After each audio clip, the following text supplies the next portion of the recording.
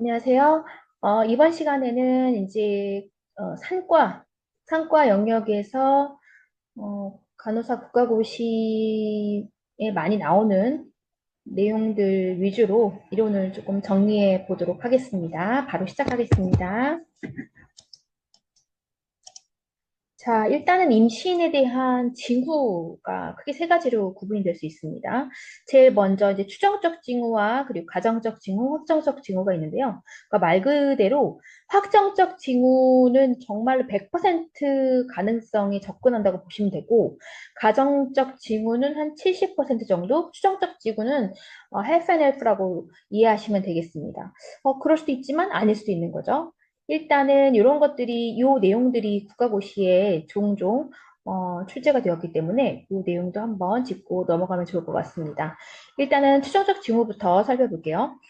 일단은 무월경, 뭐 다양한 이유 때문에 무월경일 수 있죠. 물론 임신 때문에도 그럴 수 있습니다만, 뭐 조기 폐경에도 무월경일 수 있고, 그리고 아니면 병리적인 이유 때문에도 생길 수 있기 때문에 꼭 이것 때문에 임신했다라고 가정할 수는 없어요. 추정적 징후로 이제 무월경이라든지 입덧, 소변이 자주 마려운 증상인 빈뇨, 그리고 유방의 팽만이나 민감성 증가, 뭐 피로. 여러분께 지금 제가 물어보아도 필요하시냐고 물어봐도 여러분들 다 필요하다고 하실 거예요. 이런 것들이 추정적 징후고요. 기출 문제로 나왔던 요지는 뭐였냐면 첫 태동이라고 하는 것입니다. 그 16주에서 18주, 즉 한 4개월 이후에 보통 이제 그 4개월 이후에 그 첫 태동을 느끼긴 하는데요. 경산부일 경우, 그러니까 아이가 두 번째인 경우에는 태동을 조금 더 빨리 느끼게 됩니다. 그래서 태동인지 초인부 때는 이게 태동인지 아니면은 장 움직임인지를 조금 분간하기가 어려워요. 그래서 더 추정적 징후라고 하는 것입니다. 그다음에 가정적 징후는 일단 배가 많이 나와야 되는 거고요. 뭐 여기 맥도날드, 해가, 구델스, 뭐 체드윅스 사인 여러 가지가 있습니다만 결론적으로 뭐냐면 자궁의 그 저부와 경부 그리고 협부 모두가 좀 부드러워지는 경향성을 보입니다. 즉 연화되었다라고 할 수 있고요. 그리고 그 주변에 있는 혈관들이 많이 이완이 돼서 충혈이 됐다라고 볼 수 있겠습니다. 충혈이 됐을 경우에 자청색의 색깔을 띠기 때문입니다. 그리고 브렉스토닉스 컨트랙션이라고 하는 것은 가끔씩 자궁이 꽉 뭉쳤다가 풀어지는 증상을 말합니다. 하면 이 자궁 수축에 대한 느낌을 조금 더 리얼하게 잘 알 수 있는데요. 전체적으로 자궁이 꽉 뭉쳤다가 풀려지는 듯한 느낌을 가지게 되는데 이것은 에스트로겐에 의한 호르몬에 의한 반응으로서 아주 정상적이다 할 수 있겠습니다. 이렇게 한 번씩 꽉 뭉쳤다가 풀리는, 즉 수축이 이루어지면 자궁 내에, 즉 태반으로의 혈액순환이 촉진되는 긍정적인 작용이 있습니다. 그리고 만져봤더니 태아 윤곽을 확인할 수 있다. 그렇죠? 그런 경우에는 한 70% 되겠고, 그리고 말런먼트라고 해서 그 자궁 경부를 이렇게 손으로 툭 쳤을 때, 내진을 통해서 툭 쳤을 때, 아이가 뒤로 후진했다가 다시 앞으로 꼬꾸라지는, 앞으로 다시 오는 듯한 느낌을, 반동을 느낄 수 있습니다. 일례로 여러분들이 이제 버스를 타시면 갑자기 급정거하게 되면 어떻게 돼요? 뒤로 갔다가 앞으로 확 쏠리죠. 그러한 느낌처럼 어, 자궁 내에 태아가 그 엄마 쪽에 그 갈비뼈, 그러니까 흉골 쪽으로 아이가 뒤로 물러났다가 다시 경부 쪽으로 아이가 다시 둥 하고 내려오는 듯한 증상 경험할 수 있습니다. 이걸 우리가 발런먼트 부부감이라고 할 수 있습니다. 그리고 확정적 징후는 검진자에 의해서 이제 태아 움직임을 확인할 수가 있고, 그리고 초음파로 인해서 아이가 있다라고 확진이 되면은 정말 100%겠죠. 그런 경우에는 이제 우리가 확정적 징후다라고 판단할 수 있습니다. 근데 우리가 임신 중에 위험 증상도 우리가 어떤 것들이 있는지 포함되어 있는지를 알고 계시는 것이 중요합니다. 예를 들면은 얼굴과 손의 부종, 그리고 두통, 구토, 뭐 시력이 좀 흐릿해진다든지 소변량 감소. 이 첫 번째 점부터 다섯 번째 점까지 요 다섯 가지는 그 자간전증이라고 해서 우리 그 고혈압, 그리고 부종, 그리고 단백뇨 빠지는 증상 있잖아요. 경련하기, 그러니까 자간전증. 자간전증에서 경련을 하게 되면 자간증으로 넘어가는데, 그러한 경련이 일어나기 바로 전 증상들이 이제 이런 것들이 나타나게 됩니다. 그래서 이런 것들이 이제 임신 중의 위험 증상이고요. 경련을 임신부가 하게 된다라고 한다면 태아에게 산소 공급이 원활하지 않기 때문에 그런 위험성이 있기 때문에 이런 것들은 위험 증상이라 볼 수 있겠고 복부 동통이다. 일단 이게 조산과도 연결될 수 있기 때문에 그 부분 주의하셔서 살펴보셔야 되는 거고요. 질출혈도 마찬가지입니다. 질출혈이라고 하는 것은 일단 태아의 생존에 위험을 줄 수 있기 때문에 이 질출혈도 살펴보셔야 되고 오한과 열났다 감염을 의미할 수 있고요. 그리고 질로부터 액체의 갑작스러운 유출이다라고 하는 것은 양막이 파수가 됐습니다. 그래서 양막이 조기에 파수될 수 있기 때문에 위험 증상이고요. 그리고 태동의 강도 및 빈도가 현저하게 저하됐다라고 한다는 것은 태아의 생존, 안전에 어떤 문제가 있지 않을까라는 걱정을 할 수 있겠습니다. 그래서 이러한 것들이 바로 임신 중의 위험 증상이라고 할 수 있겠습니다. 그것 외에 임신 중의 경증, 불편감 관리를 어떻게 해줄 것이냐. 자, 여러 가지 증상들 경험할 수 있습니다만 요지는 무엇이냐면 휴식하시는 겁니다. 휴식하시고 충전하는 것이 가장 중요합니다. 복부가 많이 팽만합니다. 휴식하셔야 되고요. 자궁이 많이 뭉쳐요. 휴식하시고 자세를 왼쪽 좌측으로 취해 주시면서 편안하게 휴식하시는 것이 좋습니다. 허리가 아파요? 휴식하세요. 가슴이 아픕니다. 라고 한다면 지지력이 좋은 넓은 브레이지어 착용하실 수 있도록 하시고요. 머리가 아파요? 안심시켜 주시고 이완하십니다.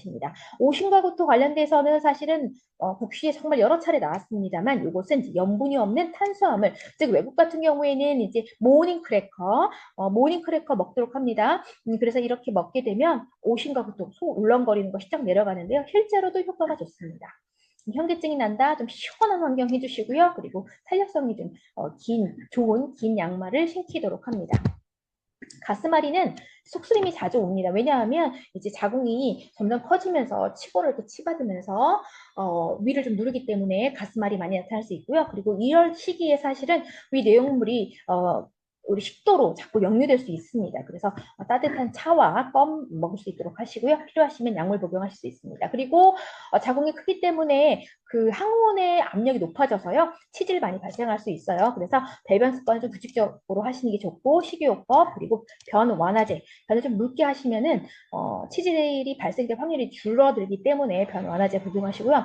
그리고 변비 많이 나타날 수 있습니다. 이것은 철분제 때문에 변비가 철분제 부작용이 또 변비거든요. 그래서 변비가 많이 나타날 수 있어요. 그리고 뭐 자궁이 커지면서도 장을 누르기 때문에 변비 나타날 수 있습니다. 그래서 저 때만 해도 이제 쾌변이라고 하는 음료수 같은 것들이 효과가 좋고, 안 되면 MGO라고 하는 그 타블렛으로 된 알약도 이제 드실 수 있도록 하거나, 철분제 때문에 변비가 나타납니다라고 하면 리퀴드 성분의 철분제가 조금 타블렛보다는 확실히 변비의 가능성을 좀 줄여주기도 합니다. 그래서 그렇게 이제 변비 완화할 수 있도록 하고요. 그리고 하지 경련이 나타난다. 그래서 칼슘 섭취가 부족하면은 하지 경련 나타날 수 있고요. 쥐가 좀 잘 납니다. 그런 경우에 이제 우유 섭취 좀 잘해주시면 좋겠고요.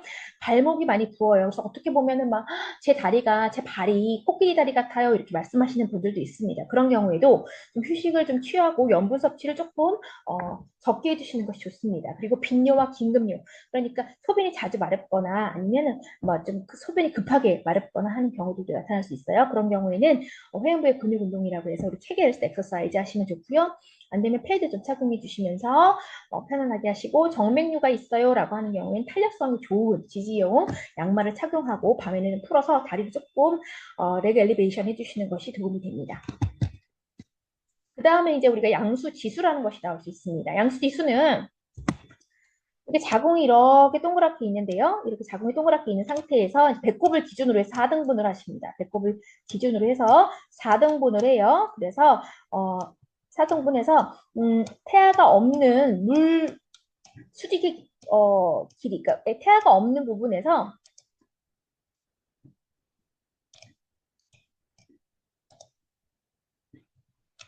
태아가 없는 부분에서의 그 일직선의 길이를 이렇게 잽니다. 그래서 그 길이를 더한 값을 우리가 AFI 양수 지수라고 합니다. 그래서 여기 보시면 5.3cm, 1.5cm, 4.8cm, 1.8cm 이 네 개를 더한 값입니다. 근데 이 네 개를 더했을 때 5cm가 되지 않으면 양수 과소입니다. 그리고 24cm보다 더 많으면 양수가 너무 많다, 양수 과다로 진단할 수 있습니다. 이것은 초음파를 통해서 확진이 가능한 것입니다. 그 다음에 태아 심박동 하강, 이거는 국시에 정말 많이 나옵니다. 이 사례를 들어가지고 많이 나오는데요. 이 그래프를 여러분에게 보여주고 판단할 수 있도록 하는 시험 문제가 많이 나올 수 있습니다. 위의 그래프는 일단은 아기의 그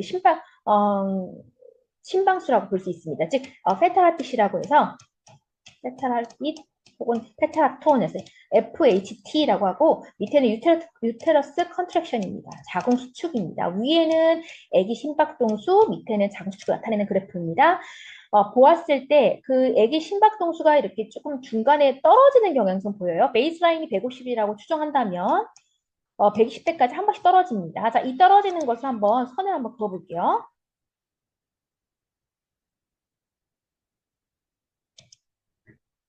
자, 선을 그어보면, 자, 쭉 내려가 볼게요. 자, 쭉 내려가 볼게요. 자, 쭉 내려가 보면은 거의 같이 떨어지긴 하는데, 거의 같이 떨어지긴 하는데, 자궁 수축이 있고 나서 떨어지는 건 아니고 거의 동시에 떨어지는 경향성 보입니다. 그러니까 약간 수축이 일어남과 동시거나 아니면 그거보다 먼저 아기가 심박동수가 떨어지는 조기하강인데요.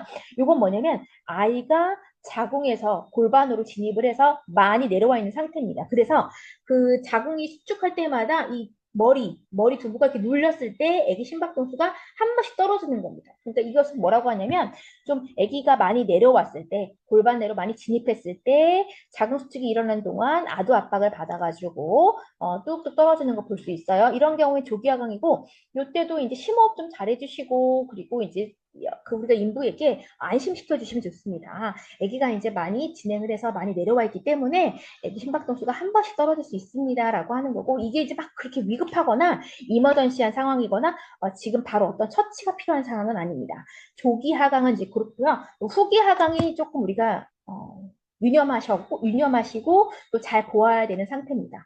아기 심박동수가 떨어집니다. 떨어지는데 보세요. 자궁 수축이 일어난 다음에 떨어집니다.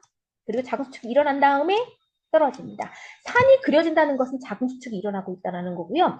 아기 심박동수가 자 떨어지는 것을 보시면 수축이 일어난 다음에 떨어져요. 이 얘기 뭐냐면 태반에 관류가 문제가 있다는 얘기입니다. 그래서 태반이 지금 관류가 충분치 않아서 아이가 힘들어한다는 것이고 이 후기 하강은 빨리 적극적인 조치나 치료해 주셔야 돼요. 제일 먼저 좌측이 해주셔야 되고요. 수행요법 해주셔야 되고 산소 공급 해주셔야 됩니다. 그럼에도 불구하고 아기가 더 떨어지면서 회복되지 않는다? 그러면 이머전시 시저리안 섹션, 즉 C색을 할 수도 있습니다. 그리고 가변성 하강, 뭐 자궁 수축과 전혀 상관없이 아무 때나 떨어지는 경우 그런 경우에는 코드넥 어라운드라고 해서 아기가 이제 그 목에다가 제대를 감고 있는 경우 그런 경우에는 아무 때나 떨어질 수 있어요. 그런 경우 아니면 양수가 부족하거나 이런 경우에 특별한 조치할 수 없죠. 그렇지만 뭐 산소를 공급해준다든지 아니면 조금 더 클로즈 observation 가까이서 관찰할 수도 있습니다. 여기서 봤을 때 가장 위급하고 태아에게 좋지 않은 상황은 바로 비번이 되겠습니다. 대부분 어떻게 문제가 나오냐면 여러분에게 이 그래프를 그냥 진단하지 않고 그래프를 보여줍니다. 그러면서 여러분이 어떻게 할 것이냐, 간호조무제를 무엇을 할 수 있겠느냐라는 질문이 나올 수 있겠습니다. 그래서 자궁 수축이 일어난 것을 피크점을 찍고 위로 쭉 올리세요. 그러면서 아기가 그때 떨어지는지 안 떨어졌는지 그와 상관없이 떨어지는지에 대해서 판단, 가름을 하셔서 그것에 대한 진단을 세 가지 경우 중에 하나를 내리시면 됩니다. 조기, 수축 전에 떨어지는지 수축 후에 떨어지는지 수축과 상관없이 떨어지는지에 따라서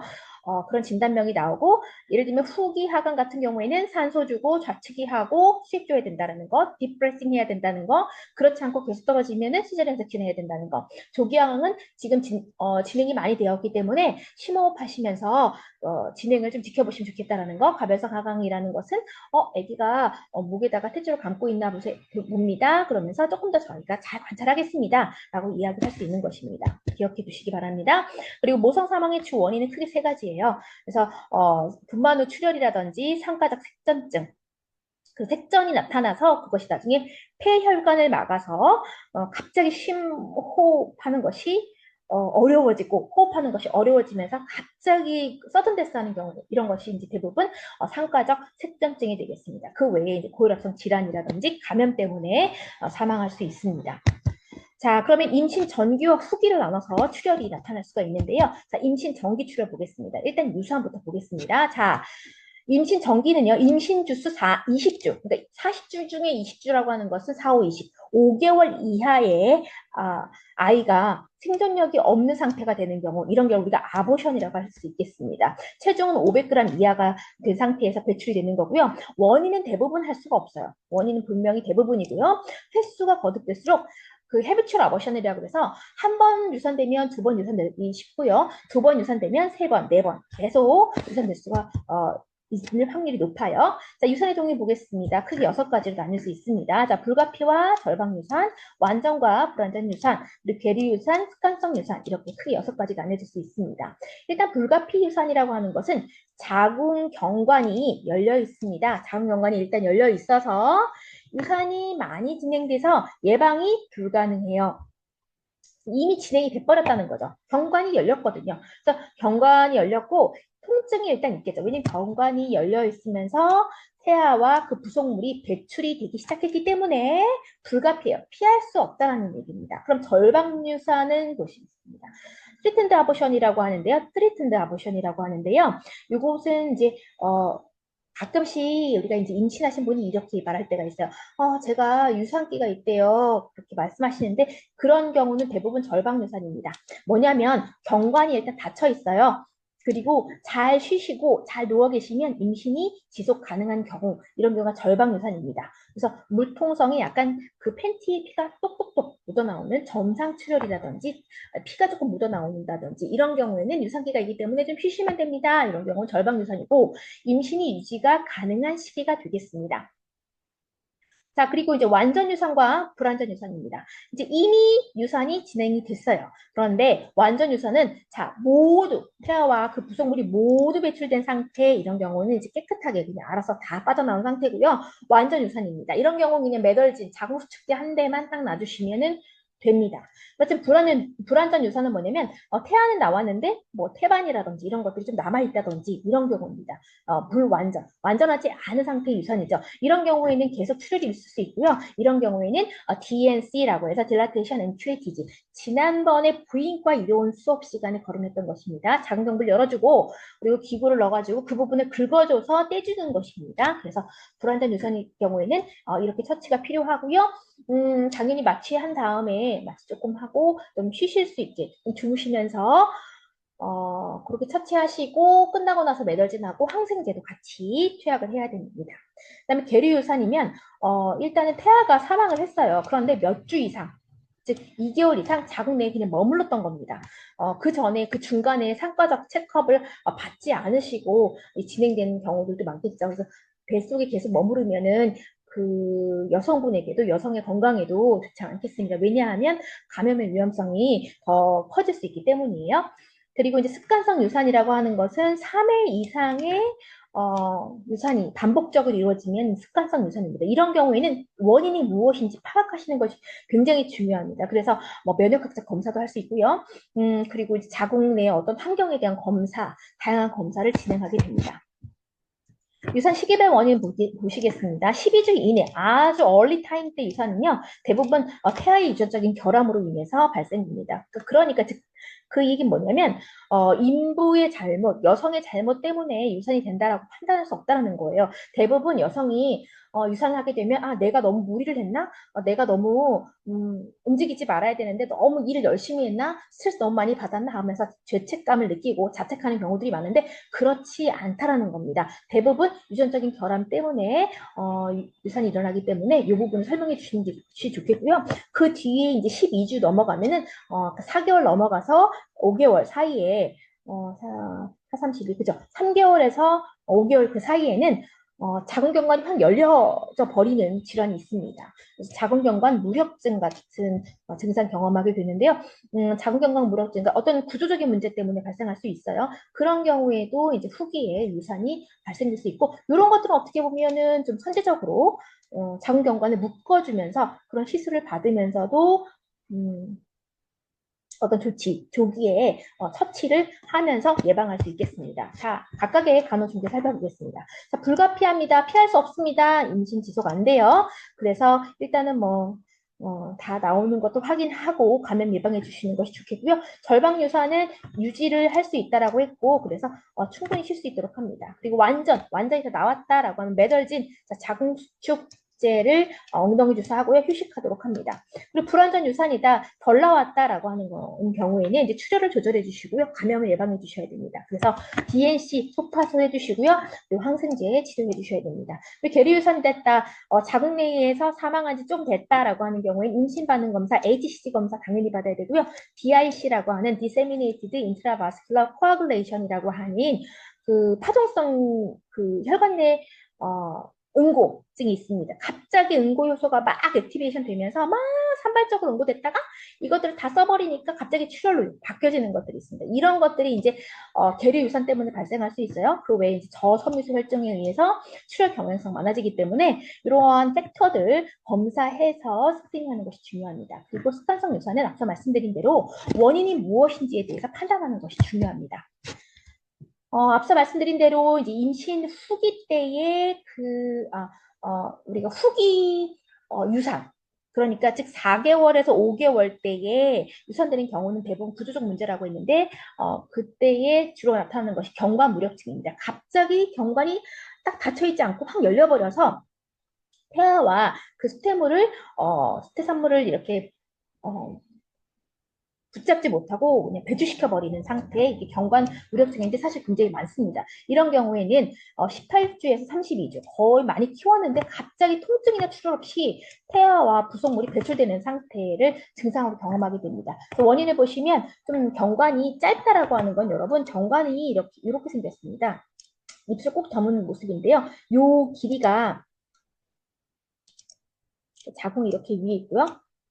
그래서 요 길이가 조금 짧아지는 경우, 그런 경우에는 더 빨리 빠져나올 수 있게 되는 환경이 될 수 있어요. 그래서 짧은 경관이라든지 자궁 기형, 후천적으로 봤을 때는 경관이 좀 찢어졌거나 아니면 그 주변에 어떤 상처가 있는 경우, 그런 경우에도 발생할 수가 있습니다.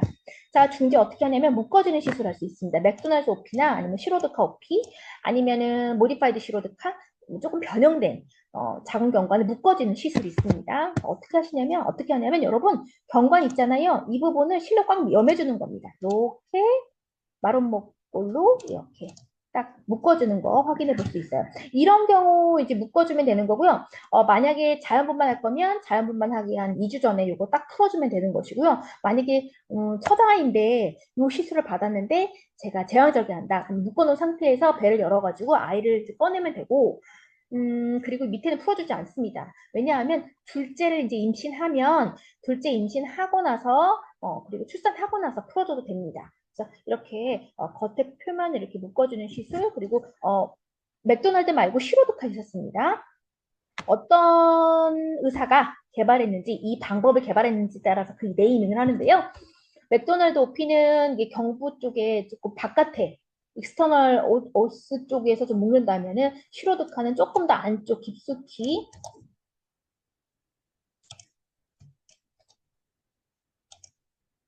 깊숙한 곳을 이렇게 묶어가지고 할 수 있다라는 겁니다. 자, 자궁의 임신 살펴보겠습니다. 이것도 이제 가끔씩 시험 문제 나와요. 갑자기 뭐 그 인부가 왔는데, 아니 여성이 왔는데 배가 아프대요. 그래서 배를 딱 열어보니까 배꼽 주변에 이제 피멍이 들어있다든지 이러면 뭘 의심할 수 있냐면 자궁의 임신을 의심할 수 있어요. 수정란이 자궁관이 아닌 다른 장기에 착상이 되는데요. 주로 난관에 많이, 즉 나팔관에 많이 임신이 됩니다. 그런 경우 임신이 또 잘하면 유지될 수 있나요? 라고 물어보시는데 안 돼요. 자궁의 임신은 그 정상적인 임신이 아니기 때문에 그 부분 도려내야 됩니다. 그래서 원인을 보면 난관이 좁거나 폐쇄돼서 이렇게 지우고 다시 할게요.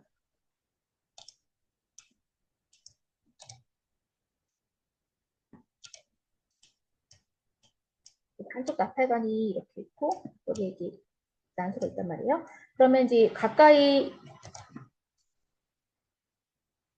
음, 어떤 식으로 할까요? 여기 이제 난자가 기다리고 정자가 왔어요.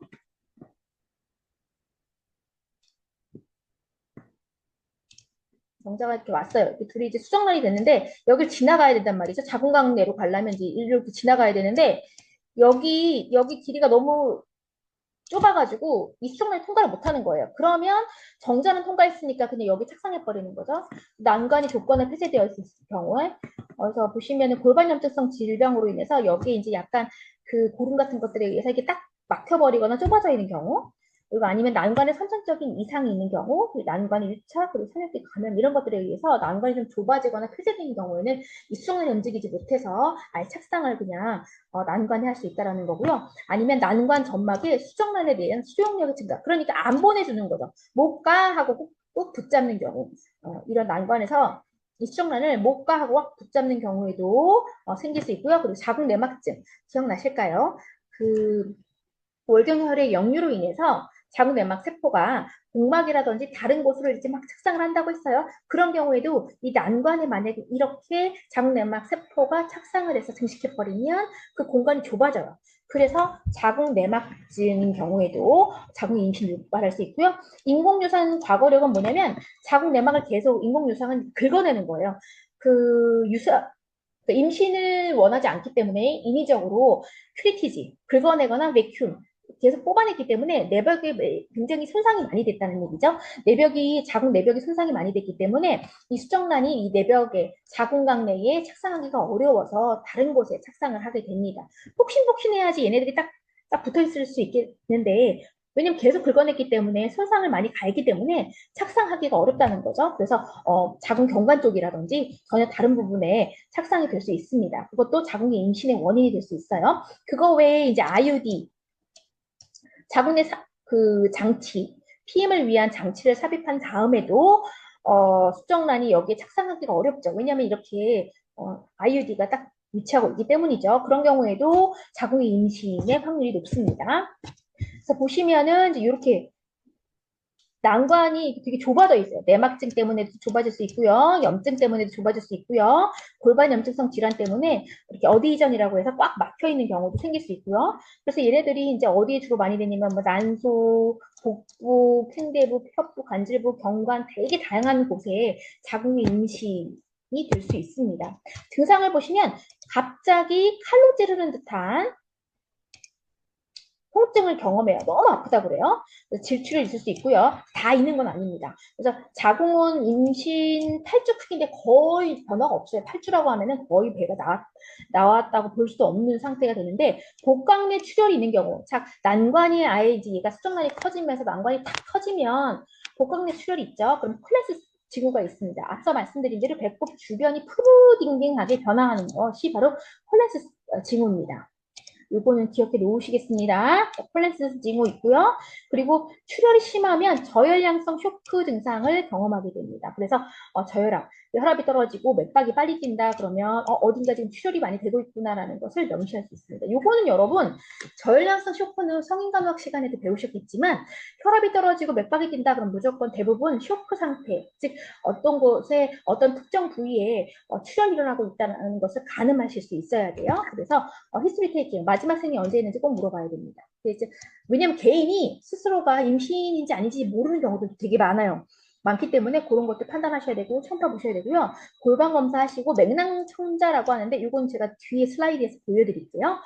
맥낭청자를 해서 혈액 치료 인해 출혈 확인하셔야 되고 복강경을 통해서 자궁 임신 정확한 진단하실 수 있습니다. 치료하시면은 MTX 이건 뭐 항암제로도 많이 쓰이는데요. MTX를 투여해가지고 육모막을 파괴해서 흡수되게 해서 직접적으로 그 부위에다가 투여할 수도 있고요. 배를 열어서 시술하거나 수술할 수 있고 그리고 필요하면 수혈할 수 있습니다. 맥낭청자는 어디냐면은 여러분 이 부위입니다. 제가 이거는 부인과 이론 시간에도 여러분에게 설명을 드렸던 기억이 있는데요. 펜으로 하고 색깔을 조금 빨갛게 바꾸겠습니다. 자, 소변 보는 곳, 질, 그 사이에 대변 보는 곳 있어요. 그 사이에 공간이 있습니다. 이 공간은 사실은 비어있고 원래는 니들을 통해서 쭉 뽑아냈을 때 물만 조금 나옵니다만 만약에 복강내에 출혈 있으면 이쪽을 쭉 뽑아내면 피가 나옵니다. 이걸 맥낭 천자라고 합니다. 콜도세테시스라고 하는 거고요. 여기에 출혈이 되면은 피가 나올 수 있습니다. 혈액이 고여서 나올 수 있어요. 자, 그 다음에 H몰입니다. H몰. 포상기태라고 하는데요. 이거는 제가 지난 그 부인과 이론 시간에 육모상피암 설명하면서 H몰 설명을 드렸어요. 그래서 수포성 변성을 일으켜가지고 포도 모양의 기태가 자궁 안에 꽉 차여 있는 경우입니다. 이런 경우는 임신이 아니라고 말씀드렸고요. 원인은 잘 알 수 없어요. 단지 제가 말씀드렸던 것처럼 난자가 이렇게 있는데 이 난자 안에 염색체 없습니다. 그러니까 비정상적인 난자 껍데기에 정자가 들어와서 이 정자가 혼자 더블링을 하는 경우, 혼자 더블링을 하는 경우, 이런 경우에 포상기태를 의심할 수 있고, 이건 정상적인 임신이 아니기 때문에 빨리 DNC, 즉 소팟을 해내야 됩니다. 이런 증상을 경험하게 됐을 때에 과도하게 큰 자궁, 그리고 되게 속이 많이 울렁거리고 토할 것 같고, 일단 뭐 태아가 없겠죠. 왜냐면 개구리알 같은 것들이 배 안에 가득 차 있으니까요. 그리고 HCG가 어떠냐면 정상보다 많이 높습니다. 그래서 이제 자간정된 증상이 나타날 수 있어요. 혈압이 오르거나 아니면 단백질 부족 이런 증상들 경험할 수 있습니다. 그래서 진단 보시면 HCG가 너무 많이 높아졌다라는 것을 측정하고, 그리고 초음파에 일단 태아가 없어야겠죠. 출혈 나타날 수 있습니다. 그래서 헤마토크리시라든지 헤모글로빈, 혈소판 저하될 수 있고 백혈구 증가될 수 있습니다. 말씀드린 대로 DNC하거나 경우에 따라서는 히스테레토미는 뭐냐면 자궁을 떼낸다는 거예요. 자궁을 아예 히스테로, 이거는 이제 자궁이라는 뜻이고, 액토미는 절제해낸다 이런 뜻입니다. 자궁을 절제해내면 되고요. 추후 관리 보시면은 육모상피암의 전이 위험성을 감소시키기 위해서 자 HCG 측정하고요. 그래서 요거 측정해야 되니까 다음번 임신이 일어나게 되면 안 돼요. 왜냐하면 그 이번 임신, 즉 포상기태로 인해서 자궁곽 내에 이 기태가 남아서 이 기태들이 HCG 호르몬을 계속 만들어내는 것인지, 아니면 두 번째 임신으로 인해서 두 번째 아기가 임신됨으로 인해서 HCG가 만들어지는지 알 수가 없어요. 그래서 1년간은 이제 피임하면서 HCG 호르몬을 계속 체크업을 받아야 됩니다. 그리고 흉부 엑스레이는 왜 찍냐?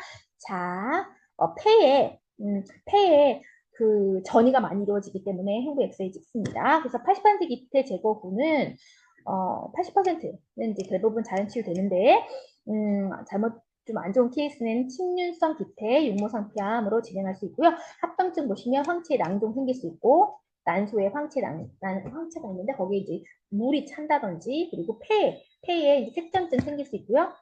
그리고 혈액 응고 장애, DIC 앞서 말씀드린 대로 파종성으로 이제 그 혈액 응고가 문제가 생길 수 있고요. 출혈로 인해서 철결핍성 빈혈 나타날 수 있습니다. 그래서 여러분 보시면 여기에 이제 개구리알처럼 이런 것들이 이렇게 동글동글하게 굉장히 많이 생긴 것들을 확인해 볼 수 있습니다. 자, 그 다음에 임신 전기 출혈 우리가 살펴보실 수 있었고요. 임신 후기 출혈 함께 살펴보시겠습니다. 전치 태반은 이제 자궁 경부가 이제 이렇게 있는데요. 태반이 이 위를 또 덮고 있습니다. 태반이 사실은 그 자궁 저부, 그러니까 자궁의 저 위쪽 부분을 덮고 있어야 되는데 이곳이 밀려 내려와서 자궁 경관까지 내려온 경우입니다. 이렇게 덮여 있다가 경관이 조금씩 열리면서 이쪽에 출혈이 일어날 수 있어요. 그래서 태반이 자궁 경부의 내구를 전체 또는 부분적으로 완전 덮을 수도 있고요. 부분적으로 덮을 수도 있습니다. 그래서 이런 경우에는 이제 전치 태반이라고 진단을 받을 수 있고요. 그래서 완전 덮은 상태, 부분적으로 덮은 상태, 아니면 좀 걸쳐져 있는 상태, 이렇게 진단을 받을 수 있습니다. 그런데 왜 자궁 경관까지 이 태반이 내려왔냐? 원래는 이렇게 그 자궁 위쪽에 딱 붙어야 되는데 왜 이렇게까지 내려왔냐라고 보시면, 자궁 내막이 손상이 이쪽에 많이 돼가지고 자궁 경관의 손상이 이제 이런 쪽에 많이 돼가지고 이쪽에 붙지 못하는 거예요, 태반이. 그래서 점차 밀려 내려와서 아래쪽까지 내려온 경우도 있을 수 있고요. 아니면 다산부나 다태임신.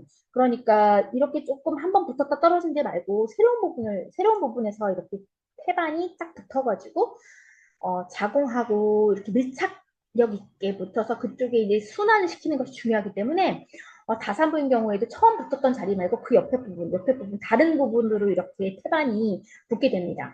그렇기 때문에 다산부인 경우에도 자꾸 밑으로 내려올 수 있고요. 다태임신, 자 아이가 한 명인 경우는 모르겠으나 뭐 2명, 3명, 4명 이런 경우에는 이제 태반이 여러 개일 수 있어요. 그런 경우에는 먼저 선점한 태반 그 위치 다른 자리로 이제 이동해야 되기 때문에 그런 경우에도 이제 전치 태반 발생할 수 있습니다. 그래서 보시면 여기 있는 이 특징이, 이 증상에 대한 것을 여러분 기억해 두는 것이 좋겠습니다. 그래서 임신 7개월 이후에 무통성의 질출혈, 무통성의 질출혈이 있는 경우 전치태반을 의심할 수 있습니다. 무통성의 질출혈. 자, 그러면 전치태반은 이제 무통성의 질출혈이죠. 그러면 태반 조기 박리는 약간 통증이 있는 출혈이 나타날 수 있다라는 것이 두 개의 비교점이라고 볼 수 있겠습니다. 전치태반은 무통성의 질출혈, 태반 조기 박리는 통증이 있는 출혈인데 약간 갈색도 뛸 수 있다. 이렇게 이해하시면 되겠습니다. 자, 그래서 초음파로 태반의 위치 바로 확인할 수 있고요. 요 전치태반은 보통 빠르게 진단할 수 있고, 그리고 전치태반이라는 것을 초기부터 확인할 수 있어서 인부하고 그리고 의료진이 다 알고 있는 경우들이 많습니다. 그래서 보통 이제 이런 경우에는 이 정도에 따라서는 대부분 시저리안 섹션 예약해서 하게 됩니다. 예약해서 실색하게 돼요. 그래서 보존적 관리하시고 내진하시면 안 되겠죠, 당연히. 내진했다가 뭐 태반 건드리면은 출혈이 있을 수 있기 때문에 내진하지 않도록 하고요. 제왕절개, 자, 30% 이상이 전치 태반이다. 그러니까 자궁 경관이 있는데요. 30% 이상을 덮었다라고 한다면 당연히 제왕절개 분만을 권한다라는 정도가 아니고 꼭 해야 된다. 꼭 그렇게 진행을 해야 합니다. 괜히 자궁경관이 다 열려야지 아이가 나오는데 그렇게 무리하게 진행했다가는 태아도 위험해질 수 있기 때문에 전체 태반이다라고 하면은 시저리안 섹션 예약해서 진행합니다. 그리고 태반 조기 박리 보통 우리가 어브롭쇼라고 하는데요. 태반이 갑자기 부분 혹은 전체가 확 떨어지는 겁니다. 아직 분만의 과정이 이루어지지 않았는데 갑자기 태아가 훅 심장 박동수가 이렇게 쭉 떨어지면 태반 조기방에 의심할 수 있어요. 그래서 원인을 보시면 왜 멀쩡한 태반이 떨어졌을까? 아직 아기가 뱃속에 있는데. 이런 경우는 태반에서 이제 흐르고 있는 혈관이 좁아지거나 아니 꼬꾸라지면서 이렇게 좁아지면서 변성이 일어나는 경우 태반이 뚝 떨어질 수도 있어요. 그래서 이것에 대한 이렇게 변성이 일어나게 되는 원인은 고혈압이라든지 자간전증, 자간증, 당뇨 이런 것들이 원인이 될 수 있고요. 아니면 양수 과다증에 의해서 태반이 이렇게 있고 태아가 이렇게 있는데 양수가 너무 많은 상태에서 갑자기 바깥으로 그 양수가 팍 터지면서 이 압력에 의해서 태반이 툭 뜯어질 수도 있죠. 물이 확 질을 통해서 양수가 양수물이 질을 통해서 확 내려감과 동시에 위에 붙어있던 태반이 확 그 압력에 의해서 떨어져 나갈 수가 있어요. 아니면 너무 짧은 제대라든지 어떤 실제적인 외상을 교통사고라든지 이런 것에 의해서 태반 조기 박림이 일어날 수 있습니다. 증상을 보시면 심한 통증이에요. 앞에 그 전치 태반하고는 좀 다르죠. 태반 조기 박림은 갑자기 심한 통증, 그럴 수 있고요. 그래서 날카로운 통증에서 둔한 통증. 그래서 색깔이 이제 갈색일 수도 있고 선홍색일 수도 있습니다. 또 자궁이 딱딱하게 나무 판자처럼 변합니다. 그리고 애기 심박동수는 뚝 하고 떨어집니다. 테타라토스 바로 거의 직선 떨어집니다. 그럼 바로 밀고 들어가면서 시저리안 섹션 해야 됩니다. 합병증 보시면 저혈량성 쇼크, 당연히 출혈이 많이 나타나게 되니까요. 자궁 태반 졸증은 뭐냐면 앞서 말씀드린 대로 태반이 떨어진과 동시에 자궁이 아주 딱딱하게 굳어버리는 겁니다. 그래서 태반 졸증 그리고 파동성 혈액 응고 장애 계속 나오죠. DIC 빠져서 어떤 응고 장애 계속 출혈이 심각하게 생기는 경우도 생길 수 있습니다. 치료 및 간호 준비해 보시면 태아와 출혈량을 면밀히 세밀하게 관찰해 주셔야 되겠고요. 태아 곤란증은 태아 심박동수가 뚝뚝 떨어지는 겁니다. 그래서 이런 경우에는 아이에게 혈액이 가지 않고 즉 아이에게 산소가 가고 있지 않기 때문에 태아에게 산소가 가고 있지 않기 때문에 굉장히 위험한 상태입니다. 잘못하면 태아도 잃고 산모도 잃을 수 있어요. 출혈이 많이 나기 때문에 그래서 대부분 이제 빨리 밀고 들어가서 태아를 꺼내면 되지만 빨리 잡지 못하면 히스테렉토미 자궁도 같이 때리는 경우도 있습니다. 심한 출혈 응고장애, 제왕절개 빨리 해야 되는 거고요. 그리고 이런 경우에는 혈액을 정말 트랜스퓨전 정말 많이 해줍니다. 페갈비시 한 개, 두 개 이게 아니고 막 10개 넘어가게 막 해주시고 FFP, 플래트리 정말 많이 가져와서 계속 트랜스퓨전 해줘야 될 수 있어요. 자, 그리고 임신성 고혈압 나옵니다. 임신성 고혈압은 여러분이 실제 임상에 나갔을 때 그 임신성 합병증으로 정말 많이 보실 수 있는 게 임신성 고혈압인데 예후가 사실 굉장히 좋지 않습니다.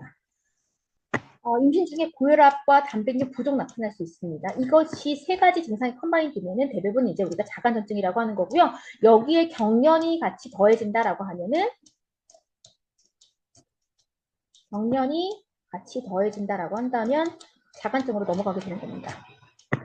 자, 원인을 보시면 이제 혈관 질환이 있다든지 그리고 초인보 우리가 이제 육모막 그러니까 난생 처음 HCG 호르몬에 노출되었고 그리고 육모막 그러니까 자궁 내에 태반이 난생 처음 착상해서 붙어 있게 되고 이런 것들에 의해서 어떤 면역 반응의 일종으로 나타나게 된다라고 말하는 썰이 있습니다. 그리고 그 외에 이제 다태 임신이라든지 포상기태, 거대아 이런 것들에 의해서 이런 질환에 의해서 임신한 고혈압 나타날 수 있고요. 20세 이하, 35세 이상의 그 어떤 노산, 노산인 경우에도 생길 수 있고 영양결핍인 경우에도 생길 수 있다. 즉 원인은 명확하지 않다라는 거예요. 그래서 임신 20주 이후에 고혈압, 단백질 부족 나타나는 경우도 자간전증에서 자간증, 즉 경련이 더해지는 증상을 암시하는 것들이 어떤 것들이 있냐면 심하고 지속적인 두통, 머리가 계속 아파요. 이런 것들이 대부분 혈관이 좁아지는 경우, 고혈압, 단백질 부족 이런 것들이 대부분 혈관의 문제를 일으키게 됩니다. 혈관이 굉장히 좁아지거나 이런 것들과 관련이 있기 때문에 심하고 지속적인 두통 이것들이 이제 대부분 뇌압도 상승시키기 때문에 머리가 막 깨질 것 같지. 왜냐면 우리가 두개골로 이렇게 딱딱하게 부드러운 뇌조직을 감싸고 있는데 이 안에 뇌압이 증가되면 이제 머리가 당연히 아프겠죠. 그리고 눈 가까이에 있는 혈관들이 이제 좁아져서 희미한 시야, 소변량이 감소되고 단백뇨가 증가되는 경우, 그리고 에피가스트릭 페인이라고 해서 속쓰림 증상도 호소하게 되는데요. 이 심화부 통증은 대부분 간이 손상되었을 때 나타나는 증상으로 확인해 줄 수 있겠습니다. 이러한 증상들이 있다라고 하면 경련이 나타날 수가 있어요. 그래서 이러한 증상들이 있는지 없는지를 여러분들 간호사분 선생님들이 계속 체크를 하게 됩니다. 그래서 경한 자간전증이 있고요. 심한 자간전증 그리고 자간증이 있습니다. 자, 자간증은 바로 경련 있었을 때 나타난다고 말씀드렸고요. 심한 자간전증부터 보겠습니다. 혈압이 160에 112에 굉장히 높죠. 단백뇨 많이 빠지고 소변이 24시간 동안 500ml도 안 나옵니다. 그리고 이런 것들이 대부분 이제 막 부종을 일으키기 때문에 전신 부종뿐만 아니고 폐 부종도 나타날 수 있어요. 두통 심하고요. 눈에 대한 혈관들도 굉장히 손상이 되기 때문에 광민감성이라든지 망막출혈 다양한 증상 경험하게 되고 헬프 심텀이 나타나게 됩니다. 이거 줄임말인데요. 헤멀라이시스. 혈액이 다 깨지고 그리고 앞서 말씀드린 대로 간 손상이 일어나게 된다고 했어요. 그래서 그 간효소, 리버 엔자임, 그래서 여러분 OTPT가 상승하는 것들 확인해 볼 수 있습니다. 그리고 혈소판이 많이 좀 떨어지는 저혈소판 혈증도 나타나게 됩니다. 이것을 이제 앞에 이제 키워드를 중점적으로 가서 헬프, 잠시만요. 이거 잘 체크가 안 되네요. 네, 이거. 그래서 헬프, 요거 줄임말로 헬프 심텀이 나타나게 됩니다. 경한 자간전증은 뭐 대부분 앞서 말씀드린 그 혈압이 올라가거나 단백뇨 그리고 이제 소변이 잘 안 나오는 증상. 그래서 우리가 그래도 혈압과 부종 그리고 단백뇨 이렇게 세 가지가 상통합니다. 그런 것들이 나타나게 되면은 자간전증이라고 볼 수 있어요. 그래서 입원실 간호를 보시면 혈압이 이제 150에 110 그리고 24시간 동안 그 소변을 모아요. 그래서 그 안에 단백뇨가 얼마나 나오는지 체크업을 하게 되는데 이런 것들이 나타나는지 그리고 체중 증가, 부종 때문에 체중 증가가 심한지를 봅니다. 그래서 경련 조절하기 위해서 자극을 최소화해야 되고요. 방을 어둡게 해야 되고 웬만하면 조금 스트레스 안 받는 환경 만들어주는 것이 중요합니다. 근데 만약에 경련한다라고 하면 좌측위에서 얼굴에 이제 옆으로 틀어져서 그 기도 흡인되는 것을 좀 방지해줘야 되겠고요. 그래서 그리고 그 태아에게 혈액 공급을 좀 원활하게 해줘야 되기 때문에 좌측을 통해서 좀 혈액순환, 자궁 내 혈액순환을 조금 촉진시켜줍니다. 그래서 경련 후에 산소 공급해주고요. 흡인기로 이물질 제거해줍니다. 태아 심을 청취해주시고요. 그래서 우리가 경련 예방하기 위해서 황산 마그네슘을 컨티니어스하게 지속적으로 투여하게 됩니다.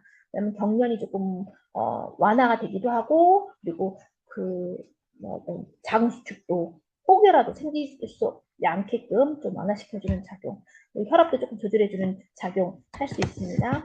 근데 이 황산 마그네슘이 여러분 중추신경계를 억제해서 경련 조절해주고 혈관 확장해주는 좋은 작용이 있는 반면에 환자가 축 처질 수 있어요. 그래서 디텐더 리플렉스가 저하되기도 하고 호흡근 마비로 사망에 이르게 될 수도 있습니다. 그래서 이런 것들을 계속 그 독성이 있기 때문에 확인해 주셔야 돼요. 그리고 태아심음도 조금씩 떨어질 수도 있어요. 그래서 그 황사 마그네슘을 맞고 있는 경우에 호흡수가 괜찮은지, 그리고 태아심은 괜찮은지, 그리고 반사, 디테널 리플렉스 있잖아요. 우리 툭툭 이렇게 올라가다 내려가는 반사들 계속 체크업 해줍니다. 그리고 옆에 그 마그네슘하고 기량하는 약물이 뭐가 있냐면 칼슘 글루코네이트예요. 이것들을 옆에서 상비약으로 그 우리 그 테이블에다가 한 칸에다가 둬서 정맥 투여 해야 된다는 겁니다. 그리고 만약 투약 정지를 해야 되는 때는 언제냐면 호흡수가 너무 떨어졌거나 아니면 슬개 반사가 완전히 소실된 데 전에 반응하지 않는다 이러면은 바로 끊어주셔야 됩니다.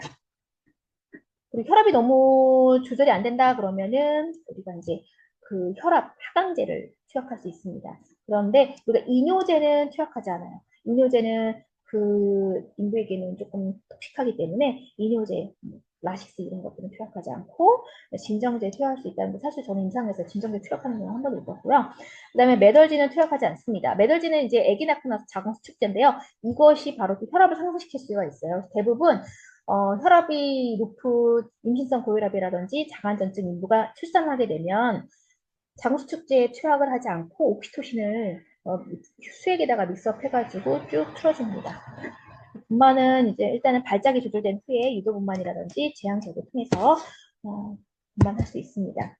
그 다음에 이제 인슐린으로 넘어갈 건데요. 인슐린 요구량은 임신 2기 때, 그러니까 중반에 조금 많이 올라가게 되고요. 그리고 2기에서부터 3기까지, 거의 이제 말기까지 같이 올라갑니다. 그렇지만 임신 1기와 분만 때는 확 떨어져요. 왜냐하면 그 임신 1기에는 크게 변화가 없고요. 임신 전하고. 그리고 분만 때는 너무 힘들기 때문에 인슐린이 많이 필요하지 않아요. 분만 후에도 크게 변화가 없는데 만약에 감염이 됐다. 사실 제 몸에서 감염된 상황은 음, 좀 에너지를 많이 써야 되는 상황입니다. 왜냐면 몸에서 이제 굉장히 그것들을 물리쳐야 되기 때문에 에너지를 많이 쓰기 때문에 인슐린 요구량이 증가할 수 있어요.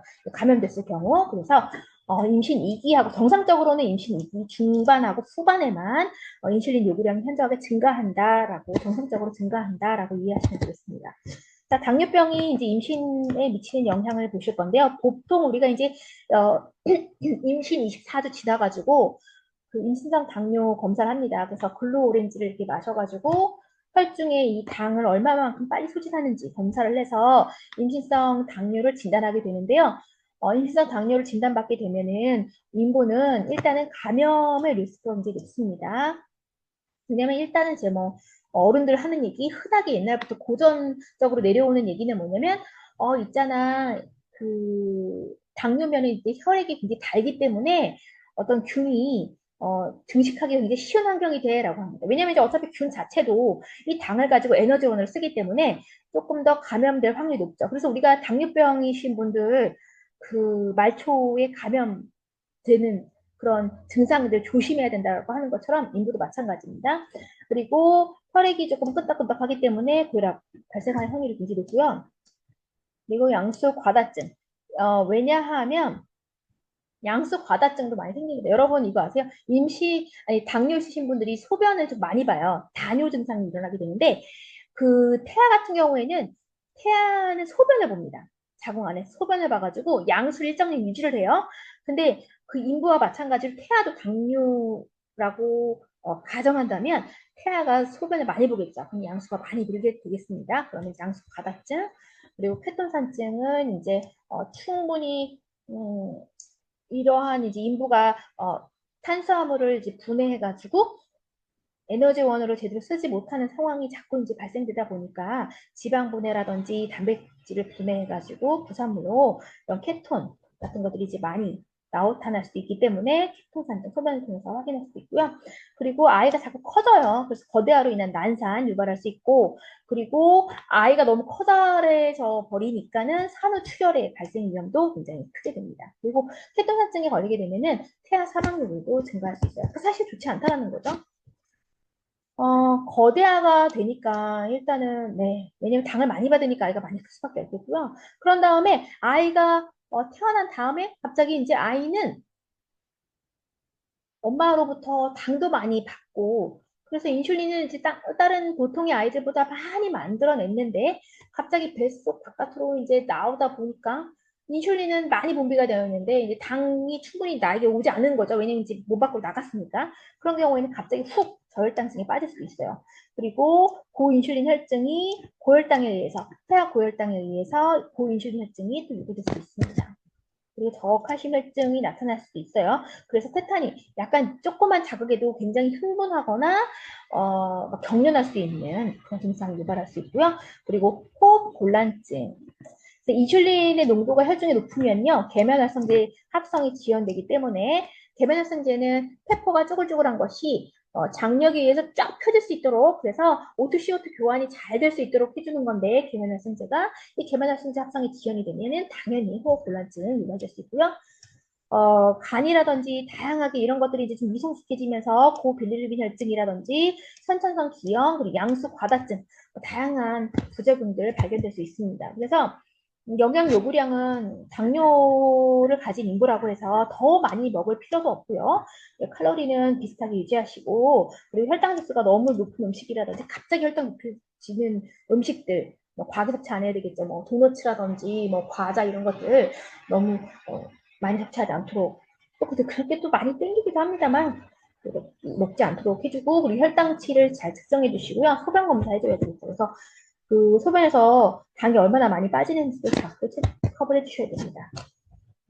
인슐린은 뭐 우리가 투약하시는데 조심하셔야 되는 것은 인슐린을 우리가 투약하는 거 여러분들 실습하는 동안에 보셨겠지만 복부에다가는 인부의 복부에다가는 인슐린 투약하면 안 됩니다. 여러분 뭐 팔이라든지 허벅지 뭐 이런 곳에는 가능하지만 복부엔 투약하지 않고 그리고 경구용 혈당 강화제는 투약하지 않아요. 이것은 바로 태아 기형을 유발할 수 있기 때문입니다.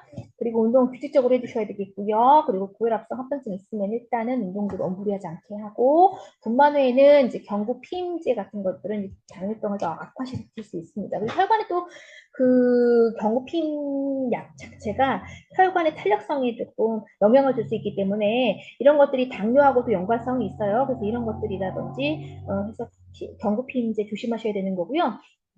그리고 이제 아이 낳고 나서 터를 주기 위해서 IUD라고 자궁내 장치를 우리가 유치할 수도 있는데 이런 것들이 감염에 소인될 수 있기 때문에 이런 것들은 금기로 받아들여 주시면 좋겠습니다. 그 다음에 이제 심장 질환 나옵니다. 심장 질환에서 나올 수 있는 문제는 뭐냐면 심장 질환을 가진 인구가 가장 위험할 때는 언젠가라는 이유입니다. 언젠가냐는 문제입니다. 이것은 분만 후 24시간, 48시간이 가장 위험합니다. 왜냐하면 임신 기간에도 사실은 심장의 부담이 물론 있습니다만 크지 않아요. 분만 시에도 괜찮아요. 근데 언제냐면 이게 사실은 부종이 많이 임신 말기에는 대부분의 인부에게 많이 유발이 돼요. 임신 말기에 부종이 많이 유발이 되다가 이제 간질에게 있던 이런 부종된 그 간질들이 갑자기 심장으로 확 돌아오게 됩니다. 활로 다시 돌아와요. 그때 심장의 부담이 가장 커지는데 그때가 바로 분만 후 24시간에서 48시간 요때의 심장의 부담이 굉장히 현저한 증가를 경험하게 됩니다. 그래서 분만 이후에 보통 대부분 분만 이후에 소변도 많이 보게 되고 땀도 많이 흐리게 되는데 어떤 심장 질환에 있는 여성인 경우, 인부인 경우, 임산부인 경우에는 이때가 가장 위험한 시기이기 때문에 이때에 잘 살펴봐 주셔야 되는 거예요. 그래서 심장 부담을 웬만하면은 조금 경감시켜 줄 수 있는 방법을 늘 모색해 주셔야겠습니다. 체중 증가를 이제 너무 많이 하면은 사실 심장이 가장 큰 부담이에요. 그래서 체중 증가를 좀 제한해 주셔야 되겠고요. 시기는 고단백 저염 시기를 추천합니다. 혈분 충분히 보충해 주셔야 되겠고요. 스트레스 안 받아야 되겠고 감염의 좀 상황을 좀 예방해 주셔야겠고요. 강심제, 심장을 좀 디곡신 있잖아요. 심장을 꽉 수축했다가 이완했다가 꽉 수축했다가 이완했다가 하는 약을 처방할 수도 있습니다. 그리고 이뇨제를 뭐줄 수는 있겠지만 클래스 3하고 4. 자, 클래스를 볼게요. 클래스가 뒤에 안 나왔거든요. 죄송합니다. 클래스 3하고 4는 마찬가지예요. 1, 2, 3, 4 단계에서 3, 4는 굉장히 조금 중증이다, 고위험이다라고 하는 겁니다. 중증 고위험 되려면 어떤 상태냐면 휴식 시에도 숨차다라고 하는 경우에는 심장 질환이 좀 증상이 심하구나라고 판단할 수 있어요. 3하고 4는 가만히 있어도 힘들다라고 하는 경우에는 클래스 3하고 4에 해당되고요. 이런 경우에는 사실은 모유 수유도 굉장히 힘든 상태에 빠질 수가 있어요. 그래서 그런 경우에는 조금 어려울 수 있기 때문에 이런 경우에는 이뇨제를 또 처방해 줄 수 있다.